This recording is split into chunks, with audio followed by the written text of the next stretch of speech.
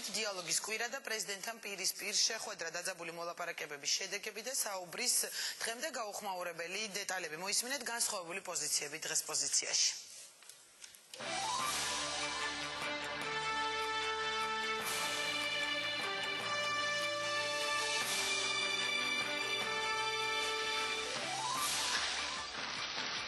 პრეზიდენტთან პირისპირ პირველი რაუნდი და მოლაპარაკების პირველი მცდელობა. დაძაბული შეხვედრის შედეგები და მიზეზი, რის გამოც შეთანხმება ვერ შედგა. მას მიაჩნია, რომ ყველაფერი არის ძალიან კარგად და ჩვენ მიგვაჩნია, რომ ყველაფერი არის ძალიან ცუდად. საქართველოს სჭირდება კიდე დაველაპარაკებთ. თუ ქვეყანა სჭირდება დაველაპარაკებით ყველას. ჩვენი ბრძოლა არის გაშლილი დროშით და სივრცეში. სადამდე გაიშლება ბრძოლის ოპოზიციური ფრონტი, ახალი თარიღები და ახალი გეგმები. ბრძოლის რა მეთოდებს მიმართავს საპარლამენტო ოპოზიცია პრეზიდენტთან შეხვედრის შემდეგ უმცირესობა ხელისუფლების შეთავაზებაზე კონსულტაციებს იწყებს. აუცილებელი არის მივიყვანოთ დაწყებული საქმე ბოლომდე და საარჩევნო სისტემა შევქმნათ ისეთი, რომელიც იქნება გარანტია იმისა, რომ ჩატარდება თავისუფალი დემოკრატიული არჩევნები საქართველოში. ამას სჭირდება ძალიან რთული ოდნავ უფრო გრძელი გზის გავლა. ჯობია ჩვენ შორიგზე გავიაროთ, მაგრამ შინ მივიდეთ მშვიდობით. გრძელი თუ მოკლე გზა მიზნის მისაღწევად, ვინ გამოიყენებს ყველა შანსს? დახურული შეხვედრიდან გამოტანილი ამბები. გაგვაჩნია შანსი, თუ მივხვდებით დროზე, რომ გავხდეთ კარგი გიორგი თარგამაძე. თუ არაო, 2013 წელშიო, იმას ექნება შანსი, რომ გახდეთ პრეზიდენტი და თქვენ არაფერიო. თავად სააკაშვილის შემქმნელებისაგან და იმ ადამიანებისაგან, რომლებიც წლების განმავლობაში სწორედ კოლექტიური სააკაშვილის ნაწილს წარმოადგენდნენ, მე გიორგი თარგამაძე ნამდვილად ვერ მივიღებ ასეთი ტიპის გამონათქვამებს. აიქრობა ოპოზიციაში ხელისუფლების შეცვლის განსხვავებული ხედვა. რა ხედვა აქვს თავად მმართველ გუნდს და რა შესთავაზა პრეზიდენტმა ოპონენტებს მოლაპარაკების მაგიდასთან. ჩვენი მხრიდან შევთავაზეთ კონკრეტული წინადადებები იმასთან დაკავშირებით, თუ როგორ შეიძლება ამ რთული ვითარების განმუხტვა. უნებრივია ჩვენ სხვადასხვანაირად აღვქვავთ შექმნილ სიტუაციას. ჩვენ ეს შეფასებები შექმნილი სიტუაციის ერთმანეთს გაუზიარეთ. ჩვენ მზად ვართ გავაგზავნოთ ეს დიალოგის პროცესი, ჩვენ მზად ვართ მუდმივად ვიყოთ მოლაპარაკების რეჟიმში. პეტრე ცისკარიშვილი მართველი გუნდიდან, ზვიად ძიძიგური აქციების ორგანიზატორებიდან და ლევან ვეფხვაძე საპარლამენტო ოპოზიციიდან. განსხვავებული პოზიციები დღეს პოზიციაში.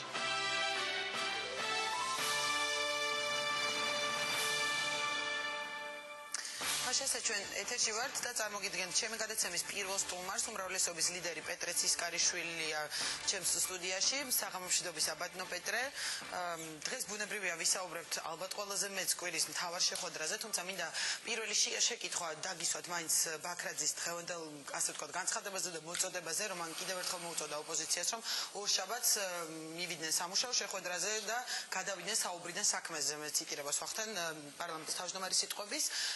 თუმცა დღესვე გახდა ცნობილი, რომ არასაპარლამენტო ოპოზიცია და აქციების ორგანიზატორები უარს ამბობენ ამ შეხვედრაზე მოვიდნენ და დაიწყონ მუშაობა კონკრეტულ საკითხებზე. ვის ელოდებით ოპოზიციიდან? მხოლოდ საპარლამენტო ოპოზიციას თუ კიდევ ვთქვათ გაქვთ რაღაც მოლაპარაკებები იმისათვის, რომ ამ შეხვედრაზე ვთქვათ სხვა მხარეც დაჯდეს?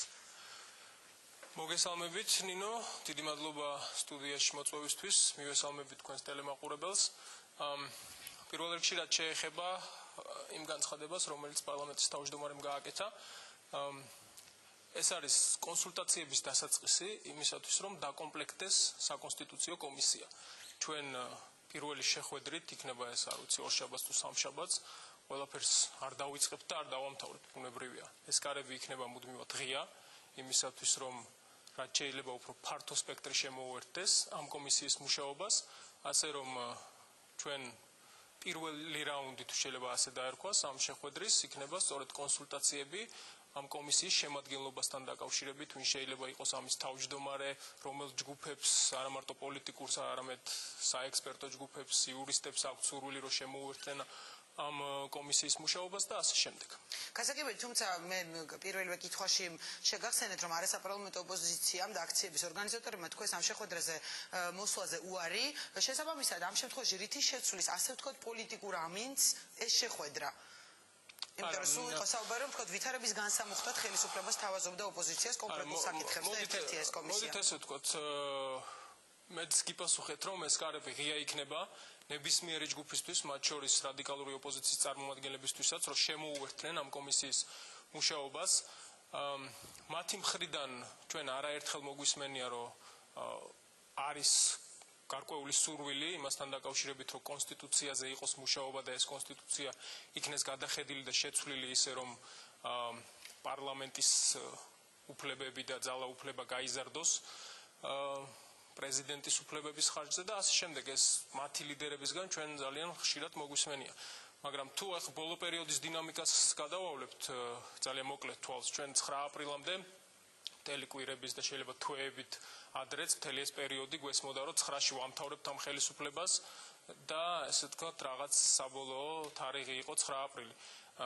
შემდეგ გავიდა პერიოდი 2 კვირის თავზე თუ 10 დღის თავზე გვესმოდა სიმღერები იმასთან დაკავშირებით, რომ დიალოგი არის ეშმაკის ენა და ასე შემდეგ.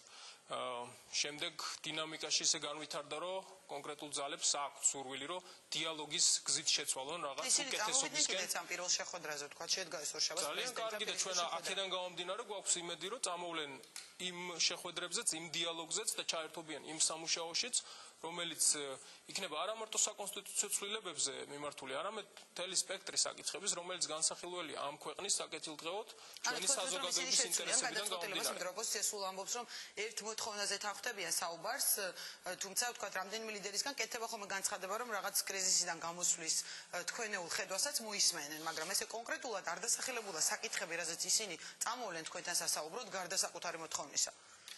არ ვიცი, მე მათ მაგივრად ნამდვილად ვერ ვისაუბრებ, მაგრამ მე ვიცი ერთი რამ, რომ ქვეყანაში ძალიან ბევრი რამ არის გასაკეთებელი, ბევრი რამ არის შესაძლებელი, ჯერ კიდევ ბევრი რეფორმაა გასატარებელი, იგივე ამ საკონსტიტუციო რეფორმების მიღმაც და თუ ამაში იქნება რაც შეიძლება მეტი პოლიტიკური პარტია თუ იქნება ამ საქმიანობაში ჩაბმული, მით უკეთესი იქნება ჩვენი ქვეყნისთვის. და მე მგონი ეს არ არის ძალიან რთულად ამოხსნადი ფორმულა და ამას მიხვდებიან ჩვენი რადიკალური ოპოზიციის წარმომადგენლებიც და ისინიც ჩაერთვებიან რაღაც ეტაპზე ამ სამუშაოებში. კარგით, ამას გავარკვევთ ჩვენ სტუმრებთან. მოდით გადავიდეთ ორშაბათის, ასე ვთქვათ, მთავარ შეხვედრაზე, პრეზიდენტისა და ოპოზიციის პირისპირ დიალოგს გულისხმობ. დღემდე ძალიან ბევრი რამ დარჩა უცნობი და გაუხმაურებელი. თუ შეგიძლიათ მოგვიყვეთ საუბრის დეტალები, აი თუნდაც რომ დავიწყოთ, ვთქვათ, თავდაპირველად კადრებში კარგად ჩანდა, რომ მხარები ერთმანეთს ხელის ჩამართმევით მიესალმენ უსიტყვოდ, ამას რაღაც დაძაბული ფონი თავიდანვე შეიმჩნეოდა, ვთქვათ, ასევე გაგრძელდა შეხვედრის ის 2 საათის, ვთქვათ, დახურულ კარს მიღმა. ანუ აი რა ტონალობაში მიდიოდა ეს შეხვედრა, თუ შეგიძლიათ რაღაც დეტალები მოგვიყვეთ. ძალიან ნორმალური. თქვენ ესწრებოდით პირადად ამ შეხვედრას. დიახ, გახდით. ნორმალური ტონალობა იყო, ეხლა მე ვერ ვიტყვი, რომ ძალიან მეგობრული შეხვედრა იყო მეთქი, ბუნებრივია. ეს ასე არ იყო, იყო გარკვეული ემოციებიც. იყო საუბარი სხვადასხვა საკითხებზე. ვინ იყო ყველაზე აქტიური, ვთქვათ, ამ შეხვედრაზე? ვრცელდებოდა, ვთქვათ, ხმები იგივე ქალბატონმა სალომემაც თქვა ზურაბიშვილმა, რომ ვთქვათ, უფრო ისე მოთხოვნა წაუყენა პრეზიდენტს და ამბობდნენ, რომ ყველაზე ხისტი სწორედ ის იყო საუბრის დროს დასაწყისში. როდესაც მოდიხარ სასაუბროდ და დიალოგზე, სიხისტე არანაირად შენსასარგებლოდ არ მოქმედებს. ანუ მით უმეტეს, როდესაც ქალბატონი დიპლომატი გახლავთ. კი შეიძლება სალომე ზურაბიშვილი ერთი და იგივეს იმეორებდა, რომ ჩვენ გამოსავალს ვხედავთ პრეზიდენტის გადადგომაში. და ნუ ეს იყო მისი მხრიდან ერთადერთი პოზიცია და ანუ პირდაპირ მოხდა, ვთქვათ, წაყენება ამ მოთხოვნის პრეზიდენტისთვის პირისპირ. ყველა დეტალი საინტერესოა, მე იმიტომ გეკითხებით ყველა დეტალს, მაგრამ გაუხმაურებელია დახურული შეხვედრის იმდინარეობა. როგორც ამ შეხვედრის მასპინძელმა, თვითონ პრეზიდენტმა დაიწყო საუბარი,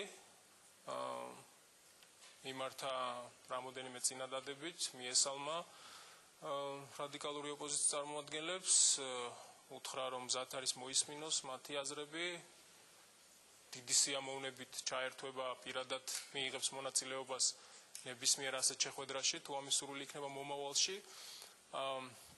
ასევე უთხრა, რომ ამდენი ხნის რადიკალიზაციის შემდეგ მივესალმებით, რომ თქვენ გაქვთ სურვილი და გადაწყვიტეთ ამ ნაბიჯზე წამოსვლა და ჩვენ ვიწყებთ ამ პროცესს. რაზეც იქიდან იყო, ასე ვთქვათ, ის განცხადება გაკეთებული, რომელიც მათ უნდა გაეკეთებინათ. სხვანაირად გასაგები იყო ჩვენთვისაც, რომ ისინი მიტინგზე ვერ დაბრუნდებოდნენ, იმიტომ რომ მათ უნდა ეთქვათ, რომ ჩვენ მივედით და ეს ჩვენი პოზიცია დაუფიქსირეთ მის გადადგომასთან დაკავშირებით. და ნუ ეს პოზიცია იყო სხვა საკითხებზე საუბარი. ეს პოზიცია გააჟღერა ჯერ ლევან გაჩეჩილაძემ, შემდეგ სალომე ზურაბიშვილმა და შემდეგ გადავედით სხვა საკითხებზე და იქ საუბარი იყო ძალიან ფართო სპექტრზე საკითხების, მათ შორის იმ შეთავაზებაზე, იმ რეფორმებზე, რომელზეც ჩვენ ვსაუბრობთ. გახსოვთ ალბათ 5 პუნქტიანი გეგმა, აღარ ჩამოვთვლი, ეს შეეხება როგორც საკონსტიტუციო, ასევე საარჩევნო კანონმდებლობის და მთლიანად პუნქტების დეტალებზე ჯერ შეხვედრა მოხდა. მთლიანად გარემოს შეცვლას.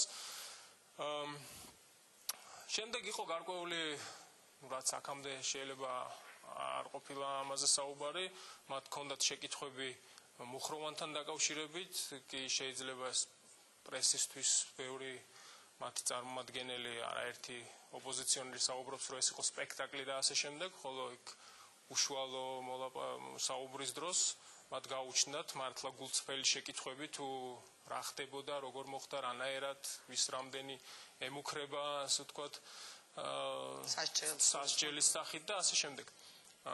ასე რომ საკმაოდ ჩემის აზრით საინტერესო საუბარი იყო. მხოლოდ ერთი მომენტი მენიშნა ამ შეხვედრის დასრულების შემდეგ, როდესაც გამოვიდნენ მათი წარმომადგენლები და განაცხადეს, რომ აი სააკაშვილს ეხაც მოვისმინეთ თუ არ ვწდები. ჩვენ ამ კომენტარს მოვისმენთ, იმიტომ რომ ყველაზე დასამახსოვრებელი სწორედ ლევან გაჩეჩილაძის განცხადებას მოვისმენთ, მაგრამ მანამდე ერთიც მინდა კითხოთ, აი როგორ დაიშალეთ, თუ შეიძლება ესე ითქვას, შეხვედრის შემდეგ, იმიტომ რომ უკვე დაამშვიდობების კადრებში შედარებით რბილი ჩანდა, ასე ვთქვათ, ეს დამოკიდებულება მხარების ერთმანეთის მიმართ, თუმცა უკვე შეხვედრიდან გამოსული კომენტარების მიხედვით ჩვენ მივხვდით, რომ შედეგი ამ შეხვედრას არ ქონდა და შეთანხმება ვერ შედგა. ეს პირდაპირ მოხდა ამის, ასე ვთქვათ, გაზიარება ოპოზიციის მხრიდან, რომ ჩვენ ვერაფერზე ვერ შევთანხმდით, ეს იყო ანუ შედეგო შეხვედრა, ამ მსგავსი განცხადებები და ვთქვათ ისე დატოვეს. მოითხრა რეალურად ვთქვათ იმის ილუზია, რომ ამ ერთი შეხვედრით ყველა საკითხს გადავწყვეტით და ყველა მხარე კმაყოფილი დარჩებოდა, არავის არ ქონდა. აქედან გამომდინარე ამ საუბრის შედეგად ჩვენ ბევრი ესე ვთქვათ საკითხი გაუზიარეთ ერთმანეთს, რაც ჩვენ გვაწუხებდა, ვთქვათ იგივე ჩვენი ქვეყნის ინტერესებიდან გამომდინარე, რა გვინდა რომ გავაკეთოთ და რატო გვინდა რომ ეს ნაბიჯები გადავდგათ, ეს კონკრეტული რეფორმები რისთვის გვინდა რომ გატარდეს, რატომ გვინდა რომ მართლაც დემოკრატიული და ღია და გამჭვირვალე იყოს სისტემა საქართველოში, რატომ გვინდა რომ საქართველოს შემდეგი რამოდენიმე წლის განმავლობაში შედგეს როგორც ევროპული, ნორმალური, ცივილიზებული, დემოკრატიული სახელმწიფო და მათაც ჩემის აზრით, როდესაც გაიგეს პირველი ხელიდან მოისმინეს ეს ინფორმაცია, გაიაზრეს და შედარებით უფრო მეტად თქო გახსნილები იყვნენ დიალოგისთვის, იმიტომ რომ მათ დაინახეს პრეზიდენტის მხრიდან პირველ რიგში რეალური და გულწრფელი სურვილი იმისა, რომ ქვეყანაში სიტუაცია შეიცვალოს უკეთესობისკენ, არა მარტო ეკონომიკური უსაფრთხოების, ეკონომიკურ საკითხებში, უსაფრთხოების საკითხებში და ასე შემდეგ, არამედ პოლიტიკურადაც და დემოკრატიულობის თვალსაზრისითაც. გასაგებია, მაგრამ მოდით აი ვახსენოთ უკვე ლევან გაჩეჩილაძის პირველი კომენტარი, როდესაც ის შენობიდან გამოვიდა და ყველაზე დასამახსოვრებელი მე ვთვლი, რომ სწორედ ეს განცხადება იყო, მოდით კიდევ ერთხელ მოვისმინოთ და აი შემდეგ ჩემი შეკითხვა. საქართველოში შექმნილი კრიზისის აღქმა სააკაშვილის მიერ და ჩვენ მიერ არის აბსოლუტურად სხვადასხვაგვარი, აბსოლუტურად სხვადასხვა, დიამეტრალურად სხვადასხვაგვარი. გულისხმობ იმას, რომ მას მიაჩნია, რომ ყველაფერი არის ძალიან კარგად და ჩვენ მიგვაჩნია, რომ ყველაფერი არის ძალიან ცუდად. აი ეს არის ამ შეხვედრის შედეგი. ანუ ბატონო პეტრე, ხელისუფლება ფიქრობს, რომ ყველაფერი ძალიან კარგად არის ამ ქვეყანაში და ვთქვათ მართლა ვერ ხედავს რაღაც, რომ ქვეყანაში არის საკმაოდ დაძაბული ვითარება და ვთქვათ ოპოზიცია მუდამ საუბრობს პოლიტიკურ კრიზისსაც. მოდი ორ ნაწილად, თუ შეიძლება ორ ნაწილად გავცემ ამ შეკითხვას პასუხს და ამ კომენტარსაც გამოვეხმაურებ, ბუნებრივია. პირველი ის, რომ ჩვენ ბოლო 6 თვის განმავლობაში ვსაუბრობთ თუ რამდენი პრობლემაა ქვეყანაში. საუბრობთ ეკონომიკაზე, უმუშევრობაზე, სოციალურ პრობლემებზე, უსაფრთხოების პრობლემებზე, ოკუპირებულ ტერიტორიებზე და ასე შემდეგ. ყველა ამ საკითხთან დაკავშირებით ჩვენ ვთხოვდით რადიკალური ოპოზიციის წარმომადგენლებს და მოუწოდებდით მათ, რომ დამსხდარიყვნენ მოლაპარაკების მაგიდასთან ჩვენთან ერთად და ერთობლივად გვემუშავა ამ საკითხების მოსაგვარებლად და გადასაჭრელად. მაშინ რატომ დარჩენია მაგაჩეჩილაძეს ესეთი შთაბეჭდილება როცა მარტივ მაგალითს ძალიან კარგად არის ხელისუფლების მოსაზრებით. როდესაც ეკონომიკურ საკითხებზე ვსაუბრობდით და გლობალურ ფინანსურ კრიზისზე, რომელიც ბუნებრივია საქართველოსაც აისახება და საქართველოსაც კონკრეტული ნაბიჯები უნდა გადადგას, რომ ეს კრიზისი იყოს რაც შეიძლება ნაკლებად მტკივნეული ჩვენი ქვეყნისთვის. ხო, ისინი გვაქილიკებდნენ, რომ თქვენ რაღაც ჩრდილოეთ კორეაზე გინდათ საუბარი, მაგასთან დაკავშირებით IMF-ში ისაუბრეთ, გლობალური საფინანსო პროცესები რა ჩვენი საქმეა და ასე შემდეგ, როცა ჩვენ რეალურად საქმეზე გვინდოდა მათთან საუბარი. ანუ ჩვენ ძალიან დიდი ხანია ვამბობთ, რომ მთელი რიგი პრობლემებია და ძალიან ბევრი საქმეა გასაკეთებელი. და არანაირად ეს ძალიან ნიშანდობლივია, რომ ეხლა ამ შეხვედრის მერე ესეთი შთაბეჭდილება რატო დარჩა ადამიანს რთულია ამის აღქმა, მაგრამ ზოგიერთი გამონათქვამიდან რაც მიტინგზე ისმის, მართლაც ნიშანდობლივია და შეიძლება ასეთი კორელაცია ხდებოდეს ამ განცხადებებს შორის. მაგრამ იმ თვითონ პოლიტიკურ კრიზისთან დაკავშირებით იყო ესეთი მიდგომა, რომ გინდა თუ არა იმ შეხვედრაზე აღიარე რომ არის პოლიტიკური კრიზისი. ოპოზიცია ითხოვდა ამას პრეზიდენტისგან? ну შეიძლება ამ სიტყვებით არა, მაგრამ კონტექსტი ესეთი იყო შინა. პოლიტიკურ კრიზისის, ასე ვთქვათ, განმარტება ლექსიკონში შეიძლება არ ვიცი თუ არსებობს ესეთი კონკრეტული განმარტებები, მაგრამ ჩვენ ვიცით ძალიან კონკრეტული შემთხვევები, როდესაც შეიძლება ამას დაერქვას პოლიტიკური კრიზისი, ხო? რომ თქვა თავრობა შემოვიდა პარლამენტში ბიუჯეტით, პარლამენტი არ ამტკიცებს ამ ბიუჯეტს და შეიქმნა პოლიტიკური კრიზისი, აქედან გამომდინარე პრეზიდენტმა ამ პარლამენტი უნდა დაითხოვოს ამ თავრობა, ამ პრეზიდენტმა შემოიტანა მთავრობა პარლამენტში და პარლამენტი ამ თავრობას არ ამტკიცებს და სხვანაირი კოალიციაა შესაქმნელი პარლამენტში, რომ დამტკიცდეს ეს მთავრობა და ქვეყანას პავდეს მთავრობა. ეს არის პოლიტიკური კრიზისების, ასე ვთქვათ, კლასიკური განმარტებები. ჩვენ ვეუბნებით, რომ ჩვენ გეთანხმებით ერთი ჯგუფი ითხოვს პრეზიდენტის გადადგომას, უკვე თვეზე მეტი არის აქციები. ამას კრიზისი ქვია, სირთულე ჩვენ დედაქალაქში ეს არ არის, თქვათ, კრიზისის მანიშნებელი, თქვენ პარლამენტი ვერ მუშაობს და რაღაც უწყებები, თქვათ, გეთანხმებით, ჩვენ მაგაზე არ ვძდაობთ, ჩვენ უთხარით, რომ ძალიან ბევრი პრობლემაა ქვეყანაში. ისიც პრობლემაა, რომ ხალხი ქუჩაში გამოდის და ათასობით ადამიანს აქვს კონკრეტული წუხილები, პრობლემები. იმად გარდა, ვინც ქუჩაში გამოდის, არიან ადამიანები, რომლებიც ასევე კრიტიკულად არიან განწყობილი ხელისუფლების მიმართ, მაგრამ სახში შედან მათაც აქვს პრობლემები. რა თქმა უნდა, ამას ჩვენ ძალიან კარგად ვიცით ეს ძალიან კარგად გვესმის და აღვიქვავთ როგორც სირთულეს ქვეყნისას. ასევე არის კონკრეტული პრობლემები ეკონომიკაში, სოციალური საკითხებია გადასაჭრელი, გვინდა რომ ბიუჯეტი კიდევ უფრო ძლიერი იყოს, არის უსაფრთხოების პრობლემები, თუ გნებავთ ჩამოგითვლით ძალიან მოკლედ მოგიყვანთ ბოლო პერიოდის მაგალითს იგივე რუსეთის, ასე ვთქვათ, მანევრებთან დაკავშირებით, როდესაც ისინი სულ ერთი კვირის წინ იღებენ სამხედრო დოქტრინას, სადაც საუბარია რომ მათ ეძლევათ უფლება მიმდებარე ქვეყნებში, საზღვრებთან ახლო ქვეყნებში, მათ შორის საქართველო, აზერბაიჯანი და უკრაინაც არის ჩამოთვლილი, რომ იმოქმედონ უკვე საშუალო და შორი მანძილის, შორი დისტანციის артиლერიით და ასევე სარაკეტო დანადგარებით და ჯარით. თუ ამის საჭიროება გახდა და თუ რაიმე სახის უსაფრთხოება შეექმნა საქართველოს საკმაოდ ნიშანდობლივია, იმიტომ რომ დღევანდელ პოლიტიკურ კონტექსტში შეიძლება ეს განვიხილოთ. მაგალითისთვის შეგახსენებთ, რომ სულ რაღაც 5-6 წლის წინ ასევე ქონდა დოქტრინა რუსეთს, მაშინ რაღაც პანკისის პრობლემებზე საუბრობდნენ მუდმივად, რომ წერტილოვანი დარტყმები განვახორციელოთ ჩვენს მეზობელ ქვეყნებში, ალბათ გახსოვს, ამის უფლება მიანიჭეს თავისი დამოხმარებისთვის ამ დოკუმენტს, სამხედრო დოქტრინას და ამის შემდეგ ერთი კვირის წინ გამოქვეყნდა ახლა უკვე უფრო გაფართოებული დოქტრინა, როდესაც ჯარებსაც აქვთ უფლება რომ ჩაერიონ და აგერ დღეს ვისმენთ, რომ გენერალური პროკურორი რუსეთის საუბრობს, რომ თურმე საქართველოსთან და აზერბაიჯანიდან ფინანსდებიან რაღაც გარკვეული დაჯგუფებები ჩრდილოეთ კავკასიაში და ასე შემდეგ. და ამ ფონზე ზოგიერთი ჩემდა სამწუხაროდ ზოგიერთი პოლიტიკური ლიდერი საუბრობს, რომ საქართველოს ნატოში არაფერი არ ესაქმება, საქართველოს ხალხის გადაწყვეტილება, რომ ჩვენ ნატო არ გვინდა, ის 75% იყო გაყალბებული წინა არჩევნების დროს, როდესაც რეფერენდუმი ჩატარდა. კარგით, ეს გასაგებია. ამ წინაშე ჩვენ ხო ყველანი ერთნი ვართ. ჩვენ იქ მიტინგზე ვდგავართ, საკნებში ვართ, თუ პარლამენტში ვართ, თუ ვერ ვართ, თუ სხვა შენობაში ვართ და მუშაობთ.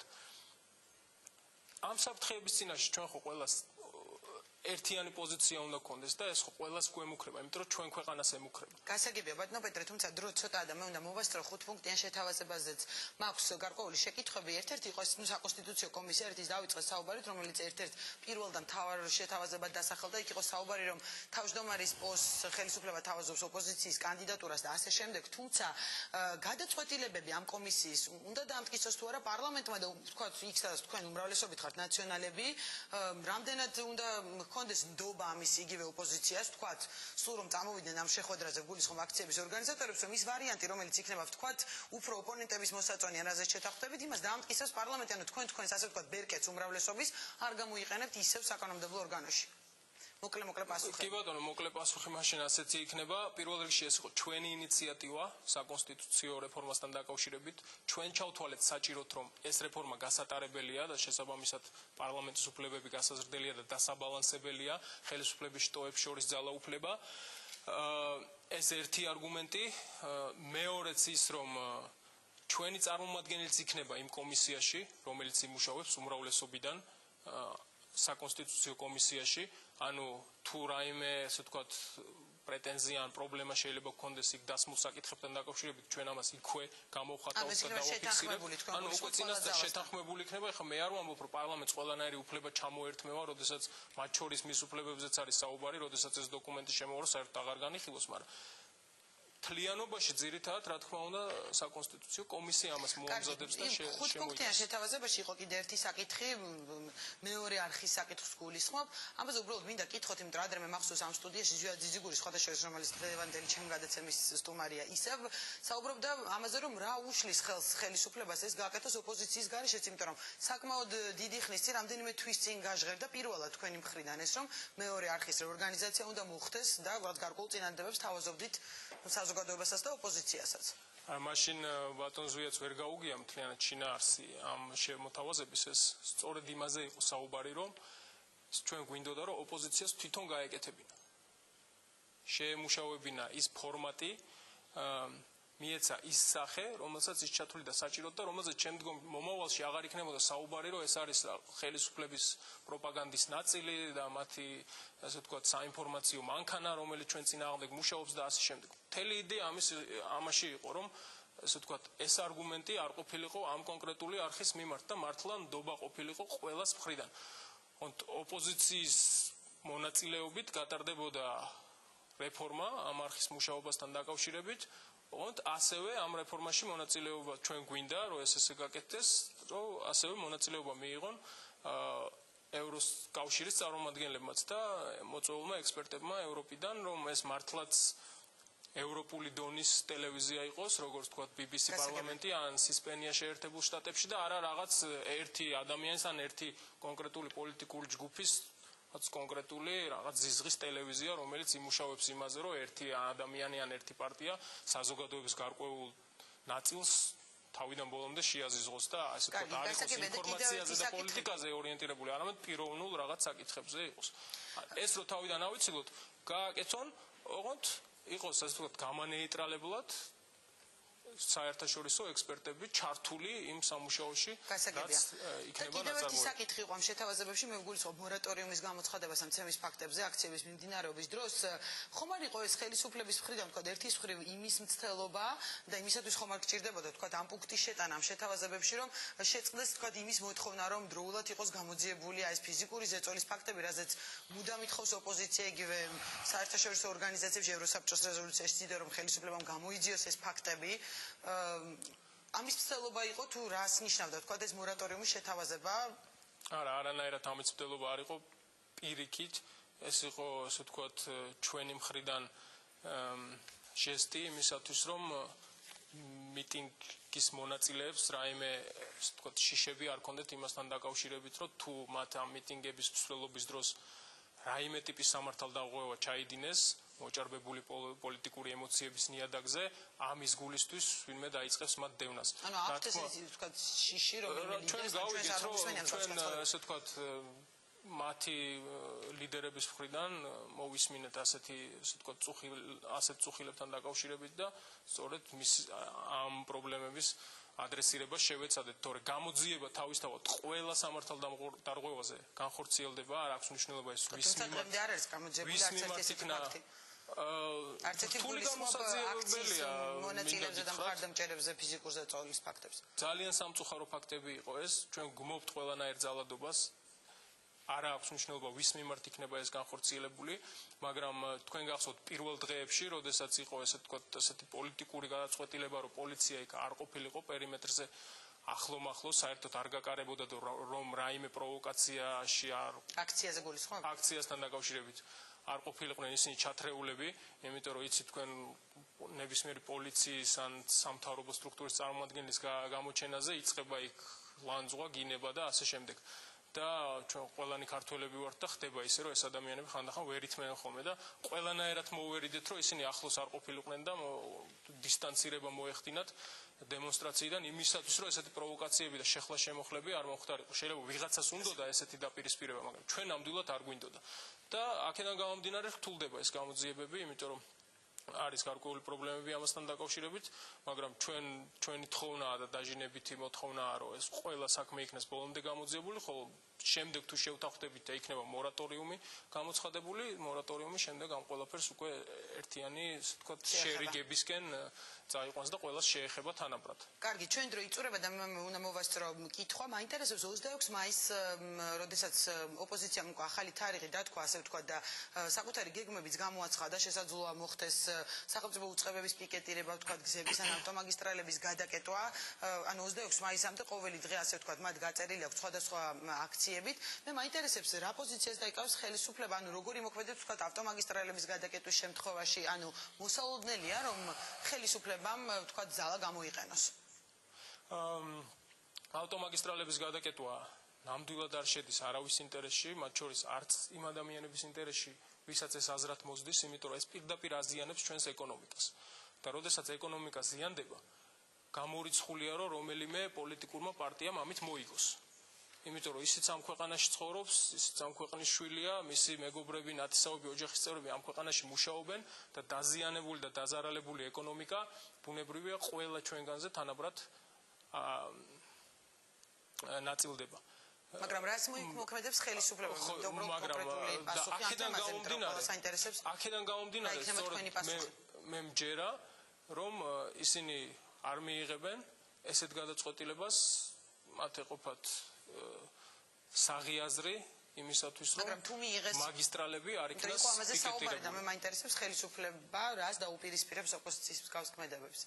და სულ არის საუბარი, იცით, იგივე ხელისუფლება ამბობდა, რომ ოპოზიცია ცდილობს ესკალაციას და ცდილობს 26 მაისზე, როდესაც თქვენ ასე ვთქვათ, ერთგვარი დათმობა იყო ალბათ თქვენი მხრიდან, როდესაც სამხედრო აღლუმის ჩატარებაზე თქვით უარი, თუმცა იქვე გაკეთდა განცხადებები, რომ ეს არის სახალხო დღესასწაული და რაიმე ფორმით ეს უნდა აღინიშნოს. ანუ სულ არის საუბარი იმაზე, რომ შესაძლოა რაღაც დაპირისპირება მაინც მოხდეს ორივე მხრიდან და ამიტომ გეკითხებით ამას, უბრალოდ კონკრეტული პასუხი მინდა. იცით რა, მე მესმის რომ ხელისუფლება ვთქვათ ოპოზიციის მსგავს ქმედებებს, როდესაც რადიკალიზაციაზე უფრო საუბარი.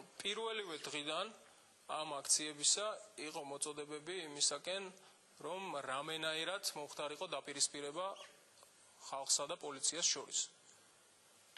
მაგრამ ჩვენ მაქსიმალურად ავირიდეთ ეს თავიდან, გარდა ერთი შემთხვევისა, როდესაც ისინი თავს დაესხნენ პოლიციის შენობას და წინასწარი დაკავების იზოლატორს. მაშინ ბუნებრივია ნებისმიერი ქვეყნის ნებისმიერი სამართალდამცავი სტრუქტურა მოიქცეოდა ისე, როგორც ჩვენი პოლიცია მოიქცეოდა. არაპროპორციული ძალა იყო გამოყენებული, მაგრამ დრო ამაზე ნუ გავიდავთ, იმიტომ რომ არაპროპორციული ძალა, ასე ვთქვათ, არ არსებობს იმ შემთხვევაში, როდესაც ხალხის ნაწილი თავს ესხმის პოლიციის შენობას და არა მარტო პოლიციის შენობას, არამედ შენობას, სადაც განთავსებულია ციხეც, მათ შორის წინასწარი დაკავების საკნები.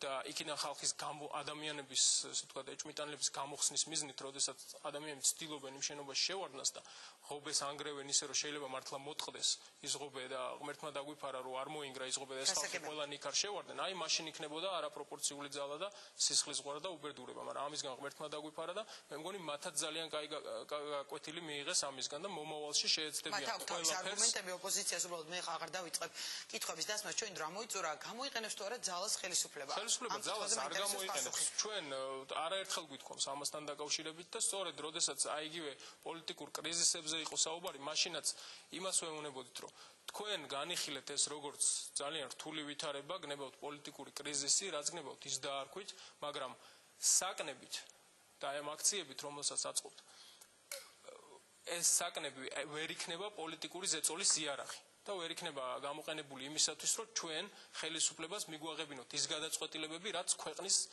გრძელვადიანი განვითარების ინტერესებში არ შედის და მომავლის ამ ქვეყნის საზოგადოების მომავლის ინტერესებში არ შედის. დიდი მადლობა. არც ის არ შედის ჩვენი ქვეყნის ინტერესებში, რომ მაგისტრალები იქნას ჩაკეტილი და ამას მე მჯერა, რომ რადიკალური ოპოზიციის წარმომადგენლები ძალიან კარგად გაიაზრებენ და ამას არ გააკეთებენ. ნახოთ ამას ჩვენი სტუმრებისგან გავაკეთოთ. ძალიან დიდი მადლობა. უმრავლესობის ლიდერი პეტრე ცისკარიშვილი საუბრობდა ჩემს სტუდიაში და რამდენიმე წუთში საპარლამენტო ოპოზიციიდან, ქრისტიან დემოკრატებიდან ლევან მებხვაძე იქნება ჩემი სტუმარი. მანამდე კი მოდით მოვისმინოთ ის კომენტარები და ის წინადადებები, რა წინადადებებითაც საპარლამენტო ოპოზიცია ორშაბათს გეგმავს სამუშაო შეხვედრაზე მისვლას. მიუხედავად იმისა, რომ თავად ხელისუფლების მხრიდან იყო შემოთავაზება, რომ ოპოზიციის წარმომადგენელი ყოფილიყო თავმჯდომარე, ჩვენი საერთო პოზიცია არის ასეთი, რომ ეს ასე არ უნდა მოხდეს და პიროვნება, რომელიც იქნება შერჩეული და დანიშნული ამ ძალიან საპასუხისმგებლო პოსტზე, უნდა ფლობდეს ისეთ უნარჩვევებს და უნდა აკმაყოფილებდეს ისეთ კრიტერიუმებს, როგორც არის მაღალი საზოგადოებრივი ნდობა, პროფესიონალიზმი, გამოცდილება ამ დარგში და ამ თემებთან მუშაობისა. ჩვენ დღეს გვქონდა საუბარი რამდენიმე კონკრეტულ კანდიდატურაზე, ვიცი რომ იქნება კითხვები ამის თაობაზეც. ეს კანდიდატურები ჯერჯერობით კონფიდენციალურია. ყველა პოლიტიკური პარტია, რომელიც შემოდის უმცირესობაში, საპარლამენტო უმცირესობაში, ძირითადად თანხმდება, არის გარკვეული მოსაზრებები, ზოგიერთ არ ეთანხმება, მაგრამ ძირითადი პარტიები მივიდივართ იმ აზრამდე, რომ ევროპული მოდელი საპარლამენტო რესპუბლიკის იყო შერჩეული. ის კონსტიტუცია, რომელიც არის დღეს, ეს კონსტიტუცია არის გაუპატიურებული კონსტიტუცია რეალურად. ამიტომ უნდა ჩამოყალიბდეს ახალი ქცევის წესები და ეს ქცევის წესები, რომელიც იქნება, ისე უნდა ჩამოყალიბდეს, რომ წარამარა შემდგომ არ იცვლებოდეს და ყველა შეთანხმება ამას უნდა მოხდეს. არა მარტო საპარლამენტო ოპოზიციის, არამედ არასაპარლამენტო ოპოზიციის საზოგადოების ნაწილის მეცნიერების ყველა უნდა შევთანხმდეთ ამ მიმართულებით. ეს პროცესი სახელმწიფო კომისიის მუშაობა კონსტიტუციის ახალ რედაქციაზე რაღაც უვადოდ არ უნდა გაგრძელდეს. ჩვენი პრინციპული მოთხოვნა სწორედ ამ პირველივე შეკრებაზე იქნება, რომ სამართლებრივ აქტში, რომელთაც შეიქმნება სახელმწიფო კომისია, აუცილებლად იყოს კონკრეტული ვადები მითითებული, თუ როდის დაასრულებს მუშაობას სახელმწიფო კომისია ახალ კონსტიტუციაზე, რომლის მიხედვითაც უკვე განისაზღვრება ყველა ის თქვათ საარჩევნო ვადები უკვე ახალი კონსტიტუციის შესაბამისად, რომელიც უნდა ჩატარდეს შემდგომ ამ კონსტიტუციით. ჩვენ სტუდიაში ვბრუნდებით და ახლა წარმოგიდგენთ ჩემი გადაცემის მეორე სტუმარს, ლევან მებხვაძე, ქრისტიან დემოკრატებისგან საღამოშვიდობისა. ბატონო ლევან, მადლობთ რომ მონაწილეობთ გადაცემაში. ჩვენ მოვისმინეთ, რა წინადადებებით აპირებს საპარლამენტო ოპოზიცია, ვთქვათ, ამ შეხვედრაზე წასვლას გარკვეულწილად და ამ დეტალებზე ალბათ კიდევ ვისაუბრეთ სტუდიაში, თუმცა პირველი კითხვა მაინც მინდა დაგისვათ იმ შეხვედრაზე, რომელიც გაიმართა ორშაბათს, თქვენ შეხვდით პირისპირ პრეზიდენტს, საპარლამენტო უმცირესობის წარმომადგენლები და ვთქვათ, იმ ოპოზიციის იმ ლიდერებისგან განსხვავებით, რომლებმაც არაადეკვატური უწოდეს, ვთქვათ, ამ შეთავაზებებს პრეზიდენტის მხრიდან 5-პუნქტიან, ასე ვთქვათ, გეგმას გულისხმობ, თქვენ მაინც დათანხმდით და იწყებთ მუშაობას, ვთქვათ, იგივე საკონსტიტუციო ცვლილებებზე, ამ საკონსტიტუციო კომისიაზე. თქვენი განმარტება, ანუ თავდაპირველად მინდა განმარტოთ. არა, სიტუაცია ცოტა უცნაურია. უცნაურია იმდენად, რამდენადაც ეს არ არის ხელისუფლების მიერ გაკეთებული შემოთავაზება. ეს ახლა გაფორმდა თორე. ჩვენ საკონსტიტუციო კომისიაზე უკვე რამოდენიმე თვეს საუბრობთ და ეს უბრალოდ დაგვიბრუნეს უკან ყველაფერი. ეს ერთი საკითხი, რომ ის ყველა ის თემა შეხოთაშორის, რომელიც გარდა საკონსტიტუციო კომისიის არის მოყვანილი, ყველა თქვენ შეგიძლიათ ნახოთ გიორგი თარგამაძის გამოსვლა პარლამენტში და ყველა ეს თემა იყო შესული გიორგი თარგამაძის ან გიორგი ახვლედიანის გამოსვლაში. რაც ჩვენ ხელისუფლებას მასში შევთავაზეთ. თუმცა ეს პრეზიდენტმა გააჟღერა 5-პუნქტიანი შეთავაზებები დღეს და ეს არის სხვა შორის რუსთავი 2-ზე კურიერში იყო ბატონი სებნების ჩართვა. და მან თქვა ეს 5 პუნქტი არის ევროკავშირის რეკომენდაცია ხელისუფლებისთვის. ანუ ეს რეკომენდაცია ხელისუფლებამ შესთავაზა უკვე მერე ოპოზიციას და ეს რეკომენდაცია შემუშავდა სწორედ იმ შეხვედრების შემდეგ, რაც მანამდე ტარდებოდა. ცხადია, ჩვენ არ ვართ კმაყოფილები იმ შეთავაზებით, ჩვენ გაცილებით მეც ველოდებოდით და მოდი შევადაროთ შემოთავაზების სიმძიმე, რაც იყო 2008 წლის იანვარ-თებერვალში და რაც იყო ეხლა. აბსოლუტურად არაადეკვატური შეთავაზებებია. მაშინ იყო გაცილებით მაღალი დონე, აქ იყო საუბარი უშიშროების საბჭოს დივანზე და საუბარი იყო ახალ კანონზე უშიშროების საბჭოს შესახებ, რომლის მიხედვითაც უშიშროების საბჭოს ექნებოდა გარკვეული მონიტორინგის შესაძლებლობა და იმუშავებდა რეფორმაზე ძალოვანი სტრუქტურების. ამ შემთხვევაში საუბარია ამ ეგრეთ წოდებულ NKVD-ზე, რომელიც დღეს ჩვენთან არსებობს და მეორე მხრივ საუბარი იყო ასევე პირდაპირ გენერალურ დირექტორზე ტელევიზიის და შემდეგ უამრავი თემა იყო, რომელიც ვერ მოხვდა ამ შეთავაზებაში ეხლა. ამჟამად შეთავაზებაში რას ნიშნავს ეს? თქვენ როგორ ფიქრობთ, ნათია? რატო იყო მაშინ ასე უფრო მაღალი დონე და ეხლა უფრო დაბალი? მე მაგალითად ძალიან მარტივი ახსნა მაქვს, იმიტომ რომ მაშინ სააკაშვილი გაცილებით დღეს სააკაშვილი გაცილებით უსაფრთხოდ გრძნობს თავს, ვიდრე მაშინ იანვარ-თებერვალში ან იგივე 9 აპრილის მიდამოში.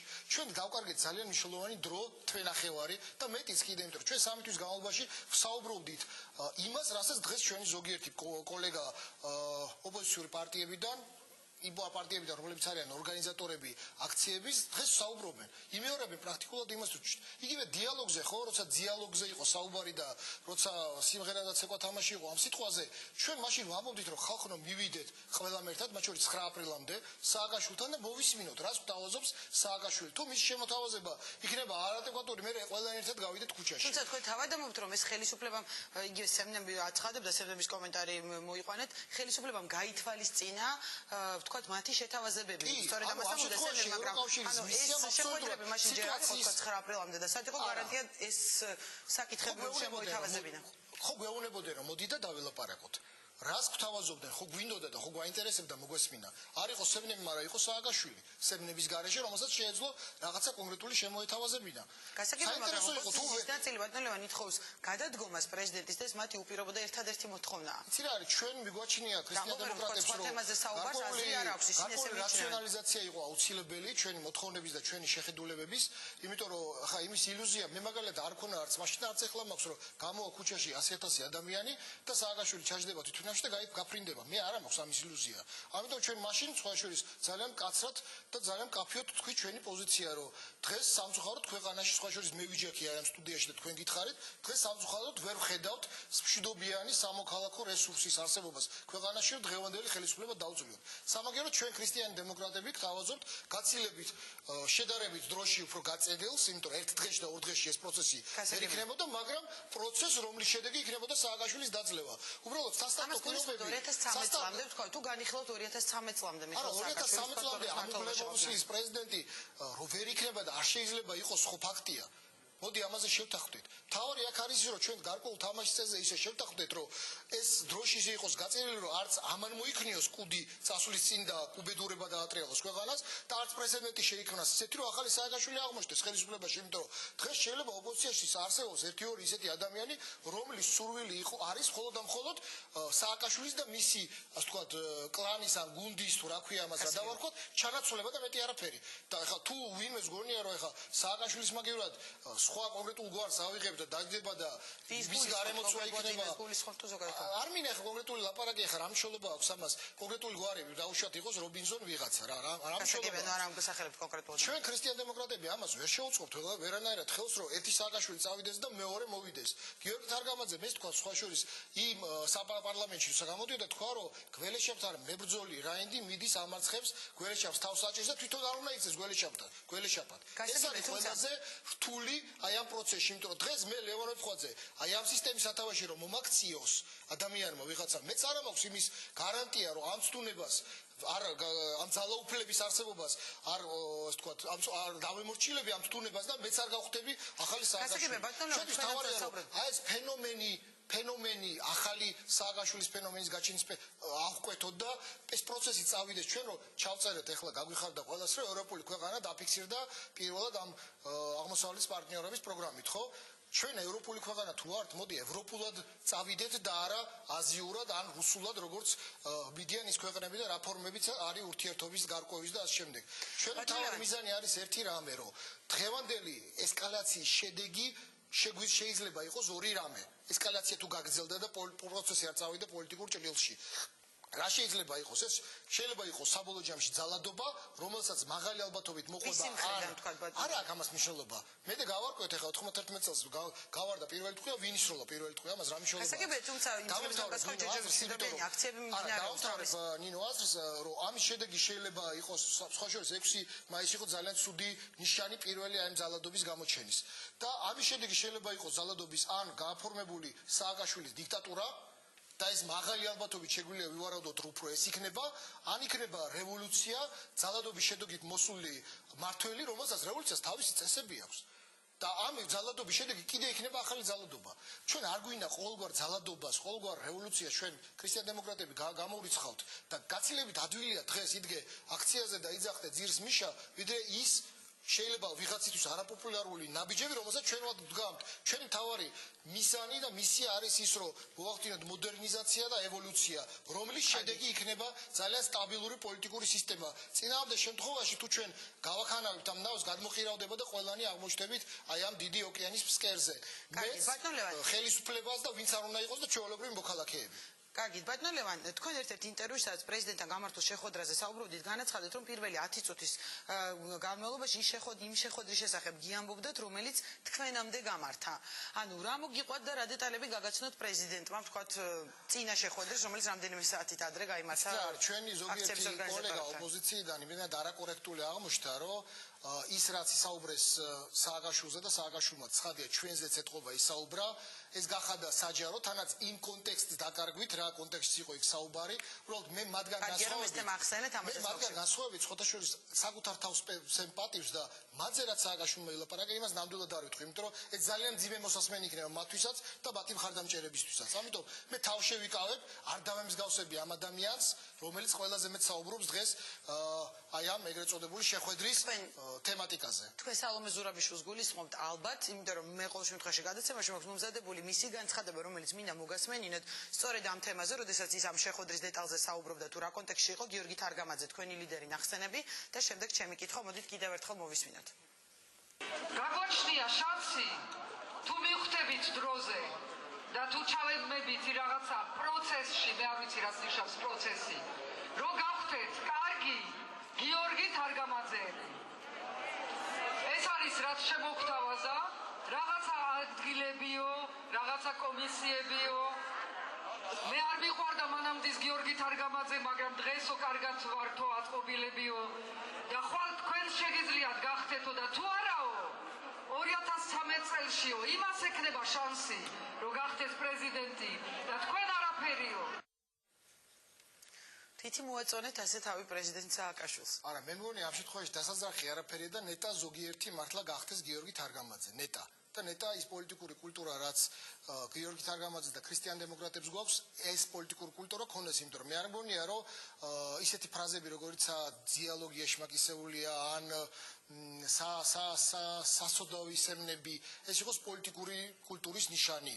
მე ძალიან მაღალი წარმოდგენის ვიყავი ამ აქციებამდე ქალბატონ სალომეს შესახებ, მაგრამ ბოლო რამოდენიმე კვირა აბსოლუტურად შოკში ვარ იმ განცხადებების შემდეგ, რაც მისგან მოვისმინე და ამიტომ არ მგონია, რომ რაღაც ახალი მოვისმინეთ დღეს კონკრეტულ შემთხვევაში.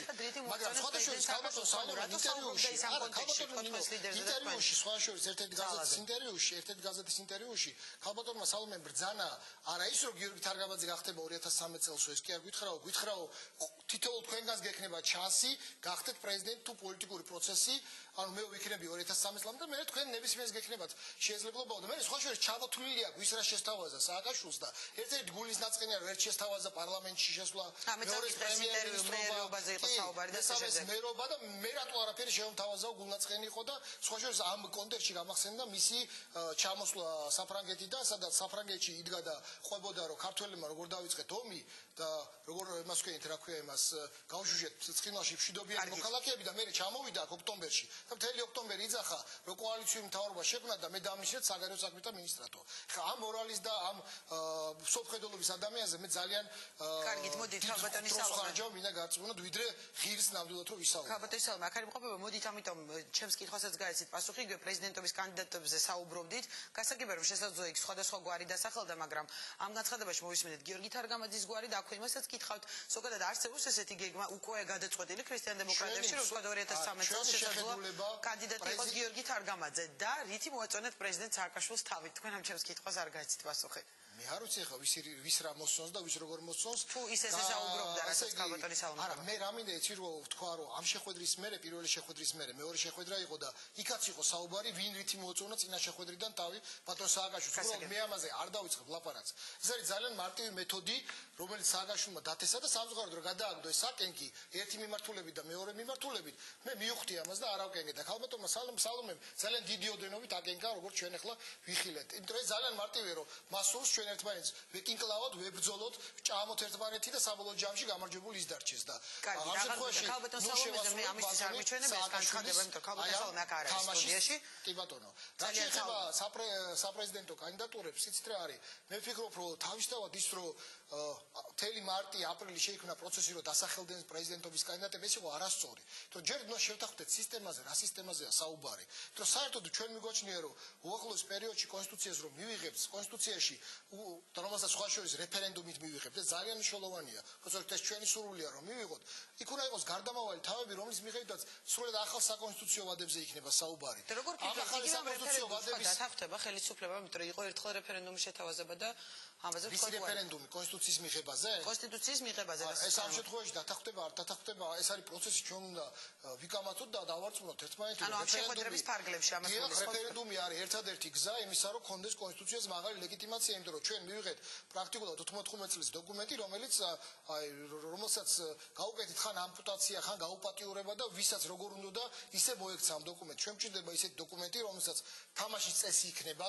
ეს არის ყველაზე მაღალი დონის დოკუმენტი, რომელსაც ჩვენ შევთანხმდებით ყველანი ერთად და მივიღებთ რეფერენდუმი და შევთანხმდებით, რომ თუ კი ამ დოკუმენტში ვინმეს რამე შესწორება დასჭირდება, მოუნდება, წავიდეს და ისე ვკითხოს ხალხს. და ეს იქნება ყველაზე მაღალი ლეგიტიმაციის დოკუმენტი აი ამ რეფერენდუმის შემდეგ.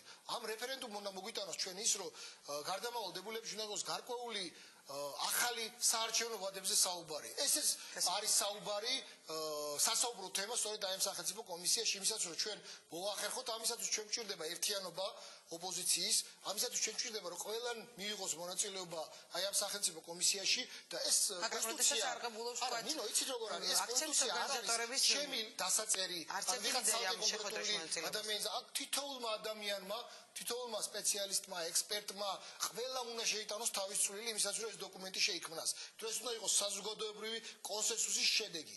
ეხლა ის мотивация, რაზეც ადამიანს დღეს რაც მოვისმინე, რაზეც უარი თქვეს, ცოტა მეუცნაურია, იმიტომ რომ ჯერ ერთი ჩვენ ვამბობთ, რომ რეფერენდუმზე უნდა მივიღოთ და არა იმ 3-4-დიან თუ 4-5-დიან პარლამენტმა, რომელშიც რასაც უნდა იმას შესწავლოს სააკაშვილო. არა, ეს რეფერენდუმი ხალხმა უნდა გადაწყვიტოს რა დოკუმენტი იქნება და თუ სახელმწიფო კომისიაში შევთანხმდებით, მე უკვე რეფერენდუმამდე იმაში არც ერთი მძიმე და არც ერთი ასო და არც ერთი ცენტილი არ უნდა შეიცვალოს. ეს არის თავარი თამაშის წესი.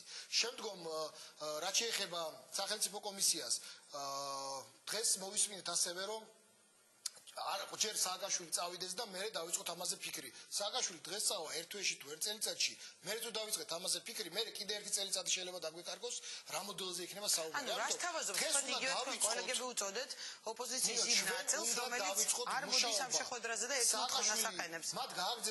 მათ გააგრძელონ ის ბრძოლა, რაც მიაჩნიათ მათ. შეიძლება მე მიმაჩნია, რომ ეს ბრძოლა ირაციონალურია და შედეგის მომტანი არ არის და შეიძლება ფრუსტრაცია გამოიწვიოს პირიქით ის საზოგადოების იმ ნაწილში, რომელიც დღეს მიტინგზე დგას, მაგრამ ეს მათი გზაა და მათი არჩევანია, მაგრამ ამ მიმართულებითაც ერთად ვიაროთ. ამ მიმართულებით ვიაროთ, რომ თუ კი ისინი მიაღწევენ წარმატებას, არ იქნება კონსტიტუციაში შესასვლელი, მე დავიწყოთ ამაზე მუშაობა. თუ ვინმეს გონია, რომ ეს არის 1 საათის საქმე, ეს პოზიციაც წავიდეს სააკაშვილი 1 საათში, ვერ შევცვლით 1 საათში. ეს უნდა იყოს, ამიტომ თუ იქნება საზოგადოებრივი კონსენსუსი და ამ საზოგადოებრივი კონსენსუსი შეიძლება გარკვეული დრო დავიწყოთ ეხლავე ამაზე მუშაობა. დღეს ეს დაგვიანებულია სხვათა შორის, იმიტომ რომ ჩვენ რო დაგვეწყო შეთავაზების მერე 3 თვის წინ გაცილებით უკეთესი იქნებოდა. გასაგებია სააკაშვილს რა ენაგულება სიზდად რო გაღავს, მას ურჩევნია ის მონარქი პრეზიდენტის ინსტიტუტი არსებობდეს, რომელშიც არის მოქცეული ის და მისი გუნდი და საბოლოო ჯამში ვის საქმეს ვაკეთებთ, როცა ერთმანეთს უპირისპირდებით. ეხლა იგივე დაახლოებით იგივე სიტუაცია იყო, როცა ჩვენ 7 პუნქტიანი შეთავაზება გავაკეთეთ ხელისუფლების მიმართ. საერთოდ ეს არ ეხებოდა ჩვენს კოლეგებს ოპოზიციიდან. გამოვიდნენ და თქვენს რომ არა, ეს არის მაშველი რგოლი სააკაშვილისთვის. ჩვენ რას ვამბობთ, ნინო, რა მინდა ვთქვა? ჩვენ ვამბობთ იმას, რომ კი, ჩვენ ვამბობთ, რომ ეს 7 პუნქტიანი შეთავაზება უნდა გამხდარიყო დიალოგის წინაპირობა. ანუ ჯერ ეს ხელისუფლებამ შეასრულოს და მე ერთად წავიდეთ დიალოგზე. საბოლოო ჯამში ისე წავიდნენ დიალოგზე, რომ ეს 7 პუნქტი არავის არ გახსენებია და იქიდან ზოგიერთი დღესაც სანატრელი გვექნება, აგერ მე და აგერ თქვენ შეგვიძლია ხვალდაზე დადგება ეს დღე, როდესაც რაღაცა კონსულტაციები გაგრძელდება და შეიძლება ესეც სანატრელი გაგვიხდეს. კარგი, და ბოლოს მაინც მინდა კითხოთ, თქვენმა ლიდერმა რამდენიმე დღის წინ განაცხადა, რომ არავის აქვს უფლება ჟურნალისტებს სიცხვილის დერეფნები მოუწყოს. თქვენ ეს განცხადება როგორც პოლიტიკოსმა გააკეთეთ, თქვათ, რომელმაც კიდევ ერთხელ თქვა ტაქტიკა დაუწუნეთ არასაპარლამენტო ოპოზიციას, თუ თქვათ, ასე ვთქვათ, ყოფილმა ჟურნალისტმა გაიღვიძა თქვენში და თან ამას იმიტომ გეკითხებით, რომ ამ განცხადებას შემდეგ მოყვა იგივე ნინო ბურჯანაძისგან ძალიან მწვავე კრიტიკა და გიორგი თარგამაძეს პირდაპირ დადო მას ბრალი ვთქვათ იმაში, რომ მე მინდა უბრალოდ ციტირება მოვხდი, რომ მისი და საერთაშორისო ორგანიზაციების ძალისხმევით გახსნილი იმედი მეორედ დახურა გიორგი თარგამაძე. რას უპასუხებთ ამ ბრალდებას? ხო, კარგი, მაგაზეც გეტყვით, მაგრამ თავიდან მინდა გითხრათ. მე ერთად გითხრათ, ეხა ბევრი რაღაც მოიწურება და ამიტომ სააკაშვილი ყოველთვის ცდილობს პროვოცირება მოუხდინოს ოპოზიციას. დღეს საზოგადოებაში და ჩვენ ამ შემთხვევაში ქრისტიან დემოკრატებს მიგოჩნია, რომ ეს ესეა საზოგადოებაში არ არის პოპულარული არანაირი ძალადობა არავის მიმართ, მით უმეტეს ჟურნალისტებზე როცა საუბარი. რომ ეს არის გარკვეული ძალადობის ფორმა, ეხლა, როდესაც შენ გასარჩევი გაქვს ურთიერთობა, ეგერ არის ყუბანეიშვილი და გაარჩიე თუ რამე გინდა და თუ შეხვალ გაცილებით რიხიანად შედი და გამოდი, ვიდრე შეხვედი და გამოხვედი, ხო? ამიტომ მოსათხოვნი და პასუხის, იმიტომ იქ არიან საშუალო დონის მენეჯერები და არიან ხელმძღვანელობა, რომელსაც უნდა მოსთხოვო. რიგი ჟურნალისტს რო უწყობ ამ კორიდორს, ამ შემთხვევაში შენ რიგი ჟურნალისტს აქცევ მხარედ. და მე არ გაგიკურდე საღამოს რა ეთერ ტელევიზორს რო ჩართავ, შენზე რა სიტყვის ჟურნალისტი, იმიტომ რომ იგივე არის გამკვირვებია გუშინ დავით ბაიჭაძემ, რაც გააკეთე, რაც განაცხადა, ნინო ბურჯა არ გამკვირვებია. ვიღაცა რომ მას პროფესიულად სტანდარტების შესაბამისად არ შედიოდა, რომ მას პოლიტიკური კონიუნქტურის შესაბამისად რაღაც გემოვნება დაეფიქსირებინა და ეთქვა ნინოზე ეს არ შეიძლება, მაგრამ მან ეს თქვა და ეს იყო შედეგი იმისა, რაც იყო. ეხლა რა გაკეთა მიხეილ სააკაშვილმა? გამოვიდა და თქვა, ის ძალიან კარგად ფლობს ჩვენი კოლეგების ოპოზიციიდან ფსიქიკას. მაგრამ გამოვიდა და თქვა, არავის არ შეგრჩებოდათ ჟურნალისტების კორიდორი. მათ ეს მიიღეს პირდაპირ სიგნალად, რომ წავბოდი, წავიდე და ჩავატაროთ ეს კორიდორი. ანუ მან ასე თქვა ააგდო ძალიან ვილად რო თქვა ჩვენი კოლეგები და მიიყვანა და დააყენა იქ და მით უმეტეს თუმცა მანამდე სიმართლებოდა სიცხვილის დარღვევა გაჩერებული იყო უკვე ეს გაჩერებული იყო და საერთოდ გამოკითხა და ნახა რომ საზოგადოებას არ მოსწონს ეს რაც ხდება ტელევიზიის წინ ჩაატარა და ნახა ხო ააგდო და გააკეთებინა კიდე ერთხელ ამიტომ რაც შეეხება ნინო ბურჯანაძის ამ ბრალდებას უბრალოდ უპასუხოთ იმიტომ რომ ითქვა რომ გიორგი თარგამაძე დახურეს იმედი და ეს მანამდეც გაჟღერებულა გახსნასთან დაკავშირებით სააკაშვილსა და ნინო ბურჯანაძის შორის ცირა განსხვავება იყო 7 ნოემბერს მათ ქონდათ ორივე საერთო მიზანი რომ ტელეიმედი გათიშულიყო ეს ქალბატონმა ნინომ გითხრა პირადად ჩვენ ჟურნალისტებს 3-4 დღის მერე ტელეიმედის დახურვის შემდეგ და გითხრა რომ ის მან მართალია ტექნიკური დეტალები არ არის მაგრამ ის იყო მომხრე რომ აი სადმე ეს მაგალითელიც კი გვაჩვენა თითები ეს თეორი რომ სადმე კაბელი ხო არის გადავჭრათ რომ გავთიშოთ ეს იმედი უბრალოდ განსხვავება მასა და სააკაშვილს იმ მომენტში იყო ის რომ სააკაშვილს გააკეთა ის რაც გააკეთა შემოვიდა სპეცნაზი ბურჯანაძე აპირებდა რბილად ანუ გითხრა რომ თქვენი ცემა ბოდიში და არ მინდოდა შეთვის თავარი იყო თავისუფალი სიტყვის გაჩერება ჩახშობა იმედის გაჩერება დარჩენ მე არ მაინტერესებდა ეხლა თქვენ ვინმე გცემდა შეგეხებოდა თუ არა და რა შეეხება იმ ბრალდებას რომ გიორგი თარგამაძემ დახურებედი ხო აი ამიტომ მინდა თქვა რომ მენტალურად სააკაშვილსა და ბურჯანაძის შორის რამე განსხვავება არის სრულიად არავითარი და ნინო ბურჯანაძე ის რო არის ის როგორ უნდა გადაიჭრას კაბელი არც ის ტელეიმედი როგორ უნდა გაითიშოს თორემ მაგას ვერ იცოდა რომ გარკვეული შეცდომები როდესაც დაინახეს პრეზიდენტო დატოვა გუნდა დღეს იქოს პრეზიდენტის გადადგომა გიორგი თარგამაძე ფიზიკურად მისი მეუღლე ჩვენ გვყავს ერთი ადამიანი რომელიც ღიად გვეუბნება რომ მისი მეუღლე იყო სწორედ ის ადამიანი რომელიც დღემდე ავრცელებს ჭორს რომ გიორგი თარგამაძემ აიღო ფული იმაში რომ გაეთიშა იმედი მაგრამ მათ ხო არ იციან დეტალურად რომ გიორგი თარგამაძეს 10 მილიონი ან მე ან შე რო აგვეყო იმას ვერ გავთიშავთ იმიტომ რომ იქ ყავს ხელმძღვანელობა და იქ იყო ასე ვთქვათ ნიუსკორპიც ფლობელი იმ მომენტში ფლობელი გამკარგავი ტელეიმედის გიორგი თარგამაძე იყო ნიუსების პროდიუსერი და სხვათა შორის ნიუსებში შექმნილი ფიგურა ახსოვ კი მაგრამ მას არ შეეძლო ფიზიკურად გადაწყვეტილება მიეღო გამორთვის შტეგერიდან გამის ხო არა შტეგერიდან გამოაზრო ტელევიზია გასაგებია და ამიტომ აი ეს დაბრალება ძალიან ადვილია როცა კონკურენტებს ეხება და ნინო ბურჯანაძე ძალიან უყვარს კონკურენტებთან ასეთი ფორმით ურთიერთობა კი ბატონო მასაც ძალიან ბევრი დასახსენებელია კიდევ ბევრს გავიხსენებთ მისი და მისი მეუღლის ბატონი ვანო მერაბიშვილის მოადგილის წარსულის შესახებ დიდი მადლობა პრობლემა არ არის დიდი მადლობა. წარმატებებს გისურვებთ ორშაბათს უკვე სამუშაო შეხვედრაზე გეგმავთ წასვლას. ქრისტიან დემოკრატების ერთ-ერთი ლიდერი ლევან ვეფხვაძე საუბრობდა პირდაპირ ეთერში. რეკლამის შემდეგ უკვე ზვია ძიძიგური იქნება ჩემი სტუდიის სტუმარი.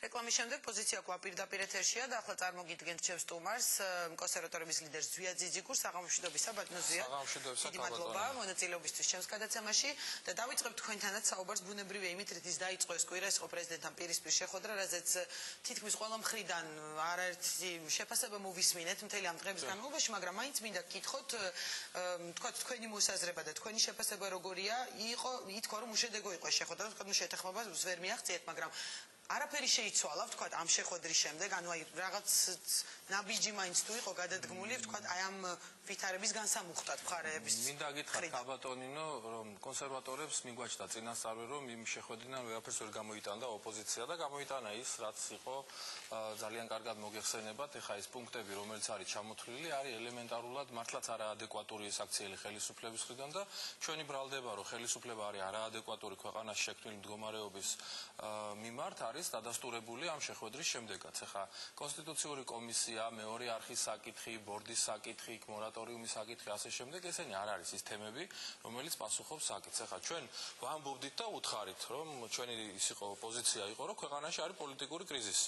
ეხა აქ ბატონი ცისკარიშვილი ბრძანდებოდა და თქვა, რომ არავითარი კრიზისი არა, იმიტომ რომ პარლამენტში არ ჩავარდნილა მთავრობის ისა რა ქვია დამტკიცება, არ ჩავარდნილა ბიუჯეტი, არ ჩავარდნილა არაფერი და ეხა მე სწორედ იმიტომაა კრიზისი, რომ ქვეყანაში პარლამენტი არ აყავს, ქვეყანაში არ არის სასამართლო, ქვეყანაში მედია არ არის თავისუფალი. როგორ შეიქმნება ერთი კაცი იღებულობს გადაწყვეტილებას, ეს გადაწყვეტილება სრულდება. პარლამენტში 119 ხმა აქვს უმრავლესობაში, ხა ხელისუფლებას რა კრიზისია ლაპარაკი და რა მთავრობის დამტკიცებას, მაგრამ როცა ქვეყანაში არის საკნების ქალაქი, ქალაქში თვითონ გამართული დედაქალაქში, ცენტრალურ რაიონებში, როდესაც არის პარლამენტის სხდომები შეფერხებული, როდესაც პრეზიდენტის რეზიდენციასთან არის ესეთ პროცესი, აღლუმი გადაიდო, როდესაც კიდე ყველაფერი რასაც ხედავთ, არის დაძაბულობა, არის პიკამდე მისული და ეს თუ კრიზისი არ არის, აბა კრიზისი რას ქვია საერთოდ, ეს არის ძალიან საინტერესო. მაშინ ბატონო, გითხავთ, თქვენ თქვით რომ ეს საკითხები არ არის ადეკვატური, შემოთავაზებული საკითხები, თქვენ რას თავაზობთ? ანუ ისევ მხოლოდ ერთ მოთხოვნაზეა, ვთქვათ, შეჯერებული ოპოზიცია. უნდა გადადგეს და უნდა დაინიშნოს ვადამდელი არჩევნები. აქ ჩანაცვლებაზე ლაპარაკობდა ბატონი ვეფხვაძე, რომ არ გვინდა ჩვენ რომ მეორე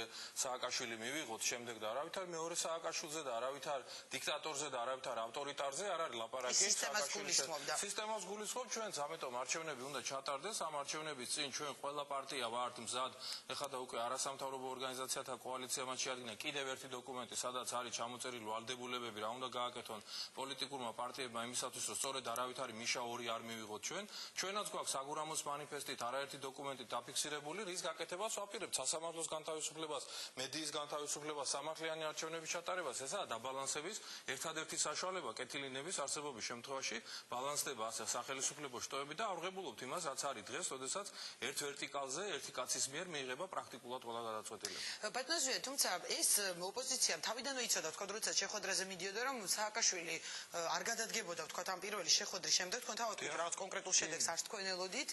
მაშინ მაინც რატომ წახვედით საერთოდ ამ შეხვედრაზე? იცით რატო გეკითხებით?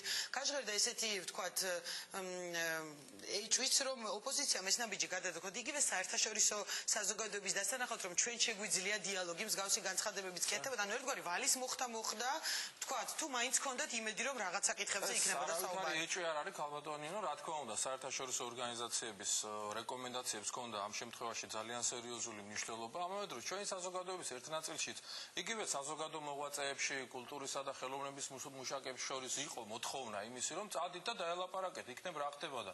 ჩვენ რა თქმა უნდა გადაგვედგა ეს ნაბიჯი. მე კი ვიცოდი და ვიყავი დარწმუნებული ვინაიდან დიალოგზე ერთხელ შევედით დიალოგის პროცესში და ახლა იმ დიალოგის შედეგი ყველამ ვიცით ძალიან კარგად 17 პუნქტიანი ის იყო რა ქვია დოკუმენტი, რომლის მიხედვითაც დიალოგი დაიწყო და არაფერი არ შესრულებულა იქიდან და უსინდისო ტყუილები მივიღებთ. ხოლო და მეტი არაფერი კონსტიტუცია გადაგვახიეს თავზე 2 კვირით ადრე საპარლამენტო არჩევნებამდე და რას უნდა ველოდეთ, რა თქმა უნდა, მაგრამ ჩვენ იმის შემდეგ დიპლომატიურ კორპუსად შევხვდით საზოგადოების წარმომადგენლებსაც და ყველას უთხარით, რომ აი ჩვენ ვითხოვთ კრიზისიდან გამოსვლისათვის არჩევნებს, ისინი გვთავაზობენ საზოგადოებრივ მაუწყებელზე სამეთვალყურეო საბჭოს და ეს არის ეს დიალოგი, რასაც თქვენ ითხოვთ.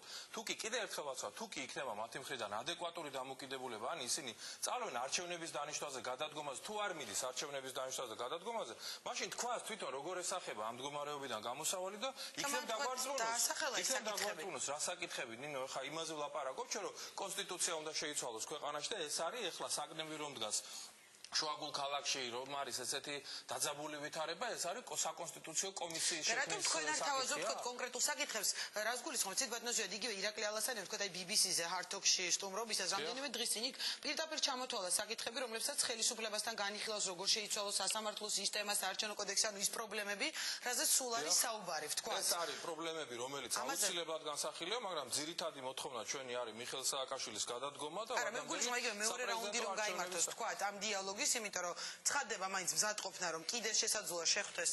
შესაძლოა და მეც განვაცხადებ და ვიტყვი, თუ კი იქნება მათი მხრიდან ადეკვატური დამოკიდებულება და არ იქნება სამეთვალყურეო საბჭოზე ხა ლაპარაკი და აი ეს ვერ გავიგე, რას გულისხმობთ ადეკვატურში, რომ მე გადავდგები, უნდა თქვას პრეზიდენტმა სააკაშვილმა თუ განიხილოთ რაღაც საკითხებს, აი ეს მაინტერესებს. ერთხელ გააკეთა მან და გადადგა და დაინიშნა ახალი არჩევნები და ეხლაც მან უნდა გაისიგზეგანოს, რომ პასუხისმგებლობა აქვს სერიოზული ამ ქვეყნის წინაშე 8 აგვისტოს და საერთოდ აგვისტოს მოვლენების შემდეგ რომელიმე ნორმალური ქვეყნის ნორმალური ხელმძღვანელი იტყოდა უარს იმაზე, რომ ამ ქვეყანაში დაყენებული მოთხოვნა მისი გადადგომის შესახებ ეს არანორმალურია. ეს არის სრულიად ნორმალური მოთხოვნა, იმიტომ რომ ჩვენ ქვეყანა ყავს ძალიან მძიმე სიტუაციაში, შეყვანილი იმდენად მძიმე სიტუაციაში, პასუხისმგებლობა ამაზე მის პირველ პირს ეხება და რატომ ეხება? იცით პირველ პირს? იმიტომ რომ სხვა პირველი პირის გარდა ამ ქვეყანაში არ არსებობს. ამ ქვეყანაში არავითარი უფლებამოსილება არ გააჩნია პარლამენტის თავმჯდომარის. არავითარი უფლებამოსილება საპარლამენტო უმრავლესობის თავმჯდომარე გეჯდა თქვენ ახლა აქ, რომელსაც არაფერი უფლებამოსილება არ გააჩნია, ყველაფერი უნდა შეასრულოს ასაც სააკაშვილი. იმ ომის დროსაც თქვენ იცით, რომ ერთადერთი კაცი, ვინც გადაწყვეტილებებს ღებულობდა, ვინც საერთოდ ამ პროვოკაციის თავიდან არიდება ვერ შეძლო, შემდეგ ჩაერთო ამ ამბებში, შემდეგ ეს ყველაფერი ისე განვითარდა, როგორც განვითარდა. ერთი კაცის პასუხისმგებლობაა ყველაფერი და რა უყურს ახლა, როცა ერთ კაცია ეს ყველაფერი აწყობილი, რომ იმ ერთი კაცის საკითხი დადგეს სწორედ ქვეყანაში, ეს არ დამდგარი. ეს საკითხი ძალიან ლოგიკურია და ბუნებრივია. რომ დავასრულოთ შეთავაზებების თემა, რაზეც გასაგებია ოპოზიციის და თქვენი პასუხი, მაგრამ იგივე მეორე არხის თემა, რომელიც რა თქმა უნდა ეს ვითარების განსამუხ თემად არც მე არ ვთვლი, მაგრამ ერთ-ერთი საკითხია, რომელსაც ოპოზიცია, ასე ვთქვათ, მოითხოვდა და იგივე თქვენ გახსენეთ კიდეც ვთქვათ წინა ნაწილში თქვენც დამაბარეთ ამ სტუდიაში დავით ბაქრაძესთან შეკითხვა ამ თემაზე რომ რატომ ხელისუფლება თავისით არ აგვარებს ამ პრობლემას. რაზეც მოვისმინეთ დღეს ვთქვათ გარკვეულწილად პასუხი.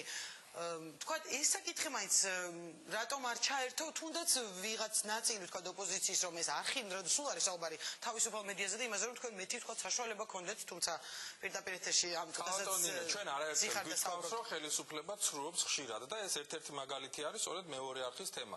ახლა ბატონმა ცისკარიშვილმა ბრძანა რომ ეთყობაო ზვიათიძეგურმა ვერ გაიგო რაზე იყო ლაპარაკიო ჩვენ შევთავაზეთ რომ ოპოზიციასო რომ თვითონ განეხორციელებიაო მეორე არხში რაც უნდა და ეს და გააკეთებინა ჩვენ არაფრის განხორციელება არ გვინდა და ოპოზიციას არ უნდა გქონდეს ეს არხი. არა, იყოს საუბარი რომ მეტი ნდობა იყოს და მე აღარ იყოს საუბარი რომ არის რაზე 3 ნოემბერს გააკეთა სააკაშვილმა განცხადება 2008 წლის რომ ეს საზოგადოებრივი არხის მეორე არხი ყოფილიყო საზოგადოებისთვის გადაცემული. ამ განცხადების გაკეთების შემდეგ გააკეთა იგივე განცხადება ბაქრაძემ, გააკეთა გახელაძემ, გააკეთა ყუბანეიშვილმა. ამ განცხადებებს პრაქტიკულად არაფერი არ მოყოლია და ჩვენ ვიყავით ყუბანეიშვილთან მისული და 3 თვის მერე ვკითხეთ რომ რაშია საქმე, რატომ არაფერი არ გააკეთა. და სააკაშვილმა თქვა თვის ბოლომდე უნდა განხორციელდეს ეს ამბავი. თვის ბოლომდე განხორციელდა კი არა, ამდენი ხანია. ლამის 1 წელი გავიდა ხა 6 თვეზე მეტი არის უკვე გასული და ყუბანეიშვილმა თქვა რომ ეს კი თქვენსო განცხადება გააკეთეს, მაგრამ ფული ჭირდება 10 მილიონი ამას და არავინ არ გაითვალისწინა რომ ბიუჯეტში ეს თანხა ჩადებულიყო და ამიტომ შექმნეს კომისია პარლამენტში, რომელშიც არის ერთი ქალბატონი ანიკაშვილი და მეორე არის კიდე ქალბატონი ჩიორა, არ ვიცი გვარი არ მახსოვს იმ ქალბატონის, რომლებმაც უნდა კომისია შექმნა უმრავლესობის წევრია ერთი და მეორე უმცირესობის წევრი, რომლებმაც ეს უნდა მოაგვარონ და ფულს შოულობენ სადღაც არასამთავრობო ორგანიზაციებში, ამის უნდა ჩამოიმათხოვრონ ეს ფული და როცა იშოვიან 6 თვის მერე იქნება ტექნიკურად შესაძლებელი რომ ეს განხორციელდეს. ასეთი სიტყვის პატრონი რა დიალოგზე არის საუბარი, რას უნდა ენდო ამ ხალხისა, როცა ელემენტარულ რაღაცა პირობებსაც კი ვერ ასრულებენ. 1000 კომისია შექმნილი, 1000 ჯგუფები არის შექმნილი ამ ქვეყანაში სააკაშვილის მმართველობის პერიოდში. რანდობა არსებობს 6 თვით, კი არა 6 წუთით ვერენდობი მიხეილ სააკაშვილს. რეალურად ესეთ მდგომარეობის წინაშე ვდგავართ და ძალიან მწუხარ ამას ვამბობ, მაგრამ ეს მეორე არხი სწორედ ერთ-ერთი ძალიან კარგი დადასტურებაა იმისი, რომ ხელისუფლების ნდობა არ შეიძლება. კარგით, და თქვენ როდესაც საუბრობდით, თქვათ ერთ-ერთი მთავარი პრეტენზია ამ შეხვედრის შემდეგ ამ წუთას თქვენი მხრიდანაც და ზოგადად თქვენი თანაგუნდელის მხრიდან იყო პრეზიდენტი არაადეკვატურად აფასებს შექმნილ ვითარებას და ამას მოყვა თქვათ განცხადებები, რომ უფრო რადიკალურ ზომებს უნდა მიმართოს ოპოზიცია, მაგრამ მაგალითად მინდა იგივე კახა შარტავას ერთ-ერთ ინტერვიუში თქვათ ნათქვამი მოვიყვანე, რომ ვინაიდან ვერ ამჩნევენ სახელმწიფოებრივ კრიზისს, ეს კრიზისი უნდა გამოვააშკაროთ, რათა ყველგან კარგად დაინახოს. ანუ მე მინდა უბრალოდ გითხრა, რას ნიშნავს კრიზისის გამოაშკარავება, ამაში რა იგულისხმება? ოპოზიციის მხრიდან მხოლოდ რადიკალიზაცია გეგმების თუ იგულისხმება, ახლა თქვენ იცით უკვე რამდენი დღეა ეს აქციები მიმდინარეობს მშვიდობიანი ფორმით, მაგრამ ეს მწვავე ფორმებია, ახლა როცა პიკეტირებულია სახელმწიფო რეზიდენცია, კანცელარია, უშიშროების სამსახური, პარლამენტის შენობა, პირველი არხის წინ არის პიკეტი, ეს ყველაფერი მწვავე ფორმებია, რა თქმა უნდა და 35 დღეზე მეტია, რაც ეს ფორმები მიმდინარეობს. ამას გარდა ეს გრძელდება, კიდევ აცხადებ ჩვენ, რომ 26 მაისს იქნება კიდევ ერთი ძალიან სერიოზული პიკი, როდესაც ჩვენ უკვე რეგიონებიდანაც და საერთოდ დასავლეთიდან, აღმოსავლეთიდან, ყველა მიმართულებიდან ადამიანები ჩამოვლენ თბილისში, თავიანთ პროტესტს დააფიქსირებენ და არა მარტო პროტესტის დაფიქსირება იქნება 26 მაისს, გვაქვს ძალიან სერიოზული გეგმები, რომლის განხორციელებასაც 26 მაისს ვაპირებთ და ხალხი იზეიმებს და ხალხი დააფიქსირებს თავის პოზიციას საქართველოს დამოუკიდებლობის დღეს და არავითარი აღლუმი აქ ტანკებითა და რაღაც იმ თავარსარდლით, რომელმაც სირცხვილი გვაჭამა მთელ მსოფლიოში იმ ხალხის შემადგენლობით აქ აღლუმი არ ჩატარდება. ამიტომ ჩვენ ვამბობთ, რომ იყო ხელისუფლებამ სწორად მიიღო და გითხრათ, მინდა მოუწონო ეს გადაწყვეტილება. ასეთი ესკალაციას ვცდილობს მუდამ მათი მხრიდან კეთდება და ესკალაციას არ ვცდილობთ, ჩვენ მიგვაჩნია, რომ სირცხვილია, რომ იმ თავარსარდალმა ჩაატაროს იმ ჯარის წინაშე აღლუმი, რომელიც ჯარსაც შეურაცხყოფას აყენებს 8 სექტემბრის თუ 8 აგვისტოს შემდეგ პრაქტიკულად ყოველდღიურად და ეს შეურაცხყოფა იყო იმის განმუხური მეთქი, იმიტომ რომ ძალიან გავს ეს განმუხური და მუხროვანის ამბების შემდეგ სააკაშვილის შეხვედრაში ჩვენ მოვისმინეთ დღეს უმრავლესობის ლიდერისგან, რომ ამ საკითხით თქვა იგივე შეხვედრაზე მოხდა ოპოზიციის მხრიდან დაინტერესებაც და იყო დასმული კითხვებიო პეტრე ცისკარიშვილი ყვებოდა რა მოხდა, როგორ მოხდა და თქვა დეტალები აინტერესებდა და ამ დროს პარალელურად სულ იყო საუბარობის დადგმული სპექტაკლია. რა იყო და ისა თვითონ თავის თავს კითხონ, აქ რაც იყო, მე ერთი რამ მინდა გითხრა, რომ რამდენიმე მეთაური არის იქ დაკავებული, რომელსაც საშინლად აწამებენ და ეს არის გამოსული ინფორმაცია უკვე და ამცირებენ ამ ხელმძღვანელებს, სამხედრო ოფიცრობას და ეს არის ჩემისაც ძალიან შემაშფოთებელი და ის ფორმაც თვითონ რა რითაც სააკაშვილი იქ ჯარისკაცებს ეხმაურებოდა და როგორ დამცინავა და აგდებულად უყურებდა და როგორ ელაპარაკებოდა, ეს არის ჯარისთვის ჩემის აზრით და ძალიან შეურაცხყოფელი და ძალიან დამთქმელი. თუ ასე დამოკიდებულება გაქვს ჯარის მიმართ, რომ შემდეგ მეორე ნაწილის სიმაღლეებზე მყავდა ჩაყენებული და იმათ ისინი უნდა ჩაეხოცა და ასე შემდეგ. რა პოლიტიკური რესურსი არ არსებობს და პირდაპირ იმაზე უნდა გადახვიდე, არა არტილერიაზე და შენი საკუთარი გამოიყენეს ეს პოლიტიკური რესურსი და თქვენ მოლაპარაკების შედეგად განიმუხტა ეს ინციდენტი. პოლიტიკური რესურსი გამოიყენეს, კი არა ეს იყო დადგმული სპექტაკლი, გინდა გითხრათ, რომ ცალსახად ეს მე რომ თქვენ დადგმულ სპექტაკლს ამბობთ, ბევრი ლიდერი ამ განცხადებებს აკეთებდა და დღეს პირველად მოვისმინეთ უბრალოდ, იმიტომ რომ უმრავლესობის ლიდერისგან, რომ პრეზიდენტთან შეხვედრაზე იყო დასმული კითხვები ამ მუხროვანის ამბოხზე. დიახ, გასაგებია, მაგრამ მე კიდევ ერთხელ მინდა დავადასტურო და დავაფიქსირო, რომ საქართველოში უკვე ასეთი სპექტაკლების, ასეთი შოუების დრო წავიდა. სააკაშვილმა უკვე ამოწურა და პრაქტიკულად ყველაზე უფრო გულუფრთხილო და მიმდობი ადამიანიც კი არიჯერებს არც განმუხურის, არც იქ ხურჩის, არც მუხროვანის და არც ასე შემდეგ ამ სპექტაკლებს და უბრალოდ ამ სპექტაკლებით კიდევ ერთხელ შეურაცხყოფას აყენებენ ჯარს და ამ ჯარის მეშვეობით უნდა ჩაეტარებინა აღლუმი რუსთაველის გამზირზე, რაც ჩაიშალა და ძალიანაც კარგი რომ ჩაიშალა. კარგით, ბატონო, თქვენ ახსენეთ, რომ აი რაღაც ასე ვთქვათ, ისევ გაგრძელდება ეს პიკეტირებები და ანუ გაქვთ თქვენი კონკრეტული გეგმა უფრო ასე ვთქვათ რადიკალიზაციისკენ. არის თუ არა შეთანხმებული პოზიცია ოპოზიციაში ამას, იმიტომ გეკითხებით, რომ აი იგივე კოსტავას გზის გახსნა არ გახსნა, ასე ვთქვათ, იყო საუბარი ნაწილი ამბობდა, რომ უნდა გაიხსნას, მე იმ საყომს ვერ შეთანხმდით, თუმცა გაიხსნა კოსტავას გამზირი. ანუ არის გარკვეული ასრთა სხვადასხვაობა ამ დროსაც, იმიტომ რომ რამდენიმეჯერ ეს სიტყვა იგივე ოპოზიციის ლიდერების მხრიდან გაჟღერდა კონკრეტულ რაღაც საკითხებთან მიმართებაში. დიახ, ასთან სხვადასხვაობა არის და ბუნებრივია რომ უნდა იყოს, მაგრამ ოპოზიცია არის ერთიანი თავიდან ბოლომდე. სახელმწიფო ტელევიზიების ამოცანა არის დღესო ისე აჩვენოსო, თითქოს ერთი ნაწილი არის, ესე იგი რაღაც რადიკალიზაციის მომხრე ყოველგვარი საფუძვლის გარეშე და ყოველგვარი რაღაცა პოლიტიკური პროცესების გარეშე, მეორე ნაწილი არის მომხრე მხოლოდ დიალოგის და ამ ორ ნაწილს შორის კომენტარების ჩვენება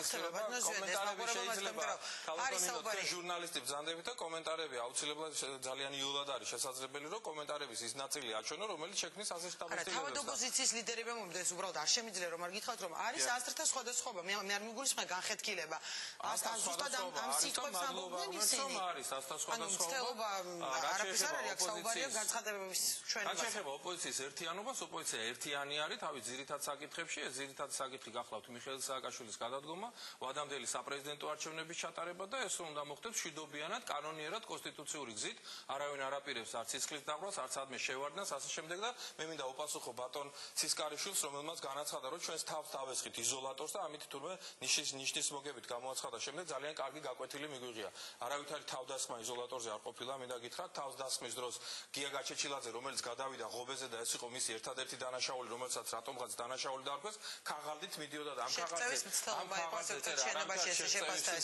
არ არის ესოცა ადამიანი გადადის ღობეზე იმიტომ რომ კარებს არ უღებენ და გადავიდა უნდა და მისვლა გამომძიებელთან და წაეკითხინებინა იმ ბავშვის ჩვენება რომელიც ამბობდა რომ ღამე ტრუსის ამარა წამოაგდეს ლოგინიდან მოუწყვეს რაღაც სირცხვირის დერეფნების ცემდნენ ერთი განყოფილებიდან მეორეში გადაიყვანეს გაუპატიურების მუქარას ჰქონდა ადგილი მის წინააღმდეგ და ამითი მიდიოდა სწორედ და ამან გამოიწვია ხელისუფლებამ გამოიწვია იმ ხალხის იზოლატორთან მისვლა და არ არის ამას სხვა ხელისუფლებამ საშუალო სისტემა არსებობს თუ იმის შეცვლა უნდა ანუ ეს იყო ახალი მათ რომ ეს იყო პოლიტიკოსები ყველანი ვინც იქ ვიყავით ჩვენ ეს კადრებითაც შეუძლია შინაგან საქმეთა სამინისტრო მეც რას აკეთებს დილიდან საღამომდე ამებს იღებს ყველაფერს შეუძლია დააფიქსიროს რომ ყველა პოლიტიკოსი აბსოლუტურად ვინც იქ იყო ყველა ცდილობდა განემუხტა სიტუაცია გამოიყვანა ღობის აქეთ გამოიყვანა უმართავი პროცესის თქვა საფრთხე რაღაც პირველი წუთები ბატონზეადი ლიდერები იყვნენ რომელმაც ამ შეჩერება თქვა იმ მომენტში ვერ შეძლეს იმიტომ ვიყავით ჩვენ იქ რომ ეს უმართავი პროცესები გვემართა შევძელით კიდეც რომ ეს ხალხი გაგვერიდებია გამოგვეყვანა აქეთ და სწორედ ამიტომ ვამბობთ რომ არის ძალიან დაძაბული ქვეყანაში მდგომარეობა და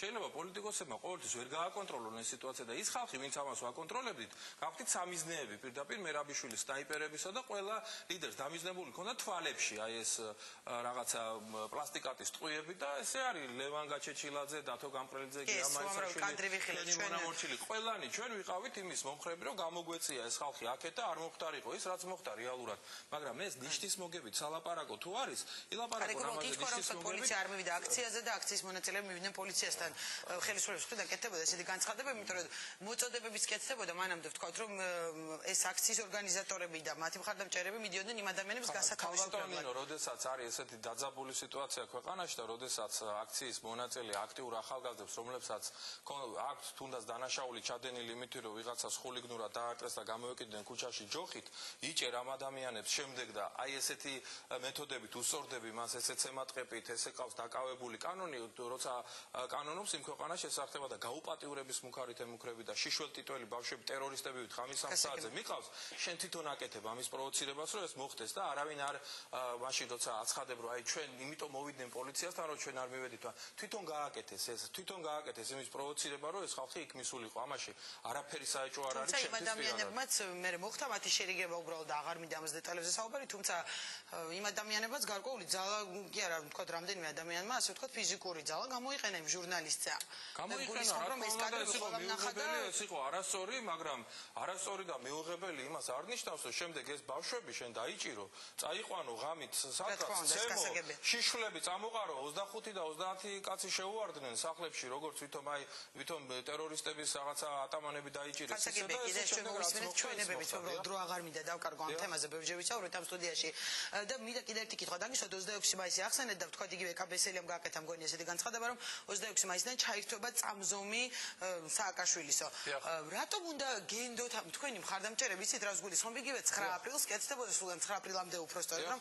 10 აპრილს მიხეილ სააკაშვილი აღარ იქნებოდა სათავეში და ეხლა სახელმწიფო თქვა იგივე 26 მაისი და არაერთი თარიღი დასახელდა ანუ შესაძლოა თქვა კიდე დასახელდეს თარიღები რა ვადებში ფიქრობთ რომ თქვენი მოთხოვნას შესაძლოა შესრულებას მიაღწიოთ და ასე შემდეგ. გასაგებია კითხვა, მე მინდა გითხრათ ამ კითხვის პასუხად რომ არავის არ გამოუცხადებია პოლიტიკურ ლიდერთაგან რომ 10 აპრილს სააკაშვილის ხელისუფლება არის. იყო საუბარში აკეთებდა ამ გაწევს მახსოვს 10 შედილით არ იქნება პირდაპირ ამ სიტყვებით. მქონდა თუ გნებავთ ახლა შეიძლება ბევრი ლიდერია, ყველა ლიდერის განცხადება ზოგი ემოციური ზოგი შეიძლება არა მის მე პირობითად მომხდოს თარიღები სახელდება არსად პოლიტიკური ლიდერების მიერ არ იყო გამოცხადებული რომ 9 აპრილს დაიწყებოდა და 10 აპრილს დამთავრდებოდა და ჩვენ ყველას ვეუბნებოდით ეუბნებოდით, რომ ეს არის ქართული კრეშატნიკი, ეს კრეშატნიკი უკრაინაში გაგრძელდა 2 თვეზე მეტხანს, ყინვაში, სიცივეში და ჩვენ უკრაინელებზე ნაკლები არც ბიჭები და არც ქალბატონები არ აყავს და ვაპირებთ, რომ გავაგრძელოთ ბოლომდე ეს ბრძოლა. არავინ უკან დახევას არ აპირებს, არავინ დაღლას არ აპირებს, არავინ სახლში წასვლას არ აპირებს, არავინ შეგუებას და გარიგებას არ აპირებს და ეს არის ჩვენ 26 მაისს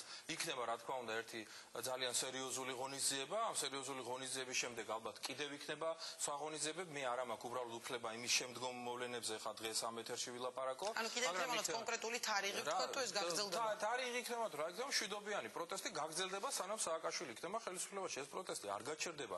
სააკაშვილი მე მინდა გითხრათ რომ არის იმხელა საფრთხე ამ ქვეყნისთვის რომ მისი დატოვება ხელისუფლებაში ხა უნდა გითხრათ რომ ჩვენ ვიცით რომ ამ ქვეყნისთვის არის ძალიან სერიოზული საფრთხე, ძალიან სერიოზული არასტაბილურობა, ძალიან სერიოზული ექსცესების შესაძლებლობა და ჩვენ არ ვაპირებთ რომ ეს ქვეყანა იყოს მუდმივი საფრთხის ქვეშ და ეს მუდმივი საფრთხე არის მიხეილ სააკაშვილი. ასაკებია და მე იცით რატო გითხებით რა ვადებში უბრალოდ შესაძლოა 2013 წლამდე გაგრძელდეს, რაზეც თუ არის საბრი ვიცი რომ ეთქვით არა, მაგრამ ამას იმიტომ გულისხმობ რომ ვადები მხარდამჭერებს აინტერესებს, თქო იგივე თქვენსაც, იმიტომ რომ სულ იყო საუბარი რომ ძალიან მალე მიზანს მიაღწევს ოპოზიცია.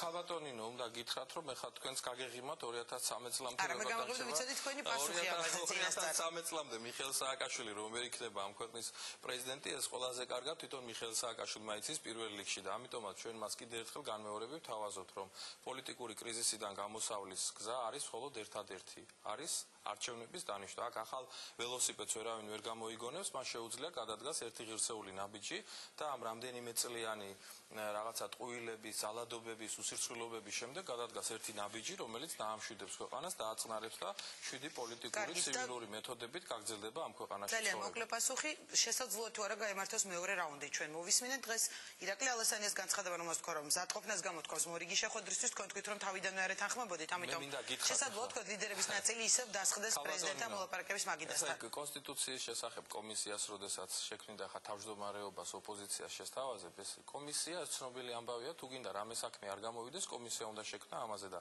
არა, ამაზე თანხმობაც ალასანიას არ უთქვას, მე ვსუქო პრეზიდენტთან მეორე რაუნდში. პრობლემა, მე მინდა ხა ჩვენ თქვენს წინა გამოსვლასაც გამოვეპასუხო, რომელმაც თქვა რომ საკენკებიო, აკენკაო ეთყობაო ზოგიერთმა ოპოზიციონერმაო და ჩვენ არ ავკენკეთო და თავის გამოსვლის 95% შემდეგ დაუთმო ოპოზიციის კრიტიკას და არა ხელისუფლების კრიტიკას და ჩემთვის ეს იყო კიდე ერთი დადასტურება იმისი რომ პრაქტიკულად ეს ძალები და ეს ხალხი რომელიც პარლამენტში არის გადაქცეული მიხეილ სააკაშვილის ხელში რაღაც ისეთ манипуლირების საშუალება და სხვა არაფრად. კარგი, მეორე რაუნდი. მეორე რაუნდთან დაკავშირებით თუ იქნება ადეკვატური დამოკიდებულება რაც გულისხმობს იმას რომ კრიზისის არსებობას აღიარებენ, დანიშნავენ არჩევნებს და ან ამ თემასთან ანუ ეს საკუთარი მოთხოვნით ეს მაინტერესებს. ეს ჩვენი მოთხოვნაა და მათი მხრიდან თუ რამე სხვა გამოსავალს ხედავენ არსებული მდგომარეობიდან ხა საკონსტიტუციო კომისია და მორატორიუმი და შემდეგ მეორე არხი და სამთავრობო საბჭო ეს ჩემის აზრით თვითონ იციან რომ ძალზე სასაცილოა და მე მინდა გითხრათ რომ ეს აქციები გაგრძელდება მანამ ვიდრე მიხეილ სააკაშვილი არის ხელისუფლებაში. დიდი მადლობა ზვია ძიძიგური კონსერვატორების ლიდერი იყო ჩემი ბოლოს სტუმარი, მე გემშვიდობებით მომავალ პარასკევს ჩვენ კვლავ შევხვდებით ერთმანეთს. მადლობთ.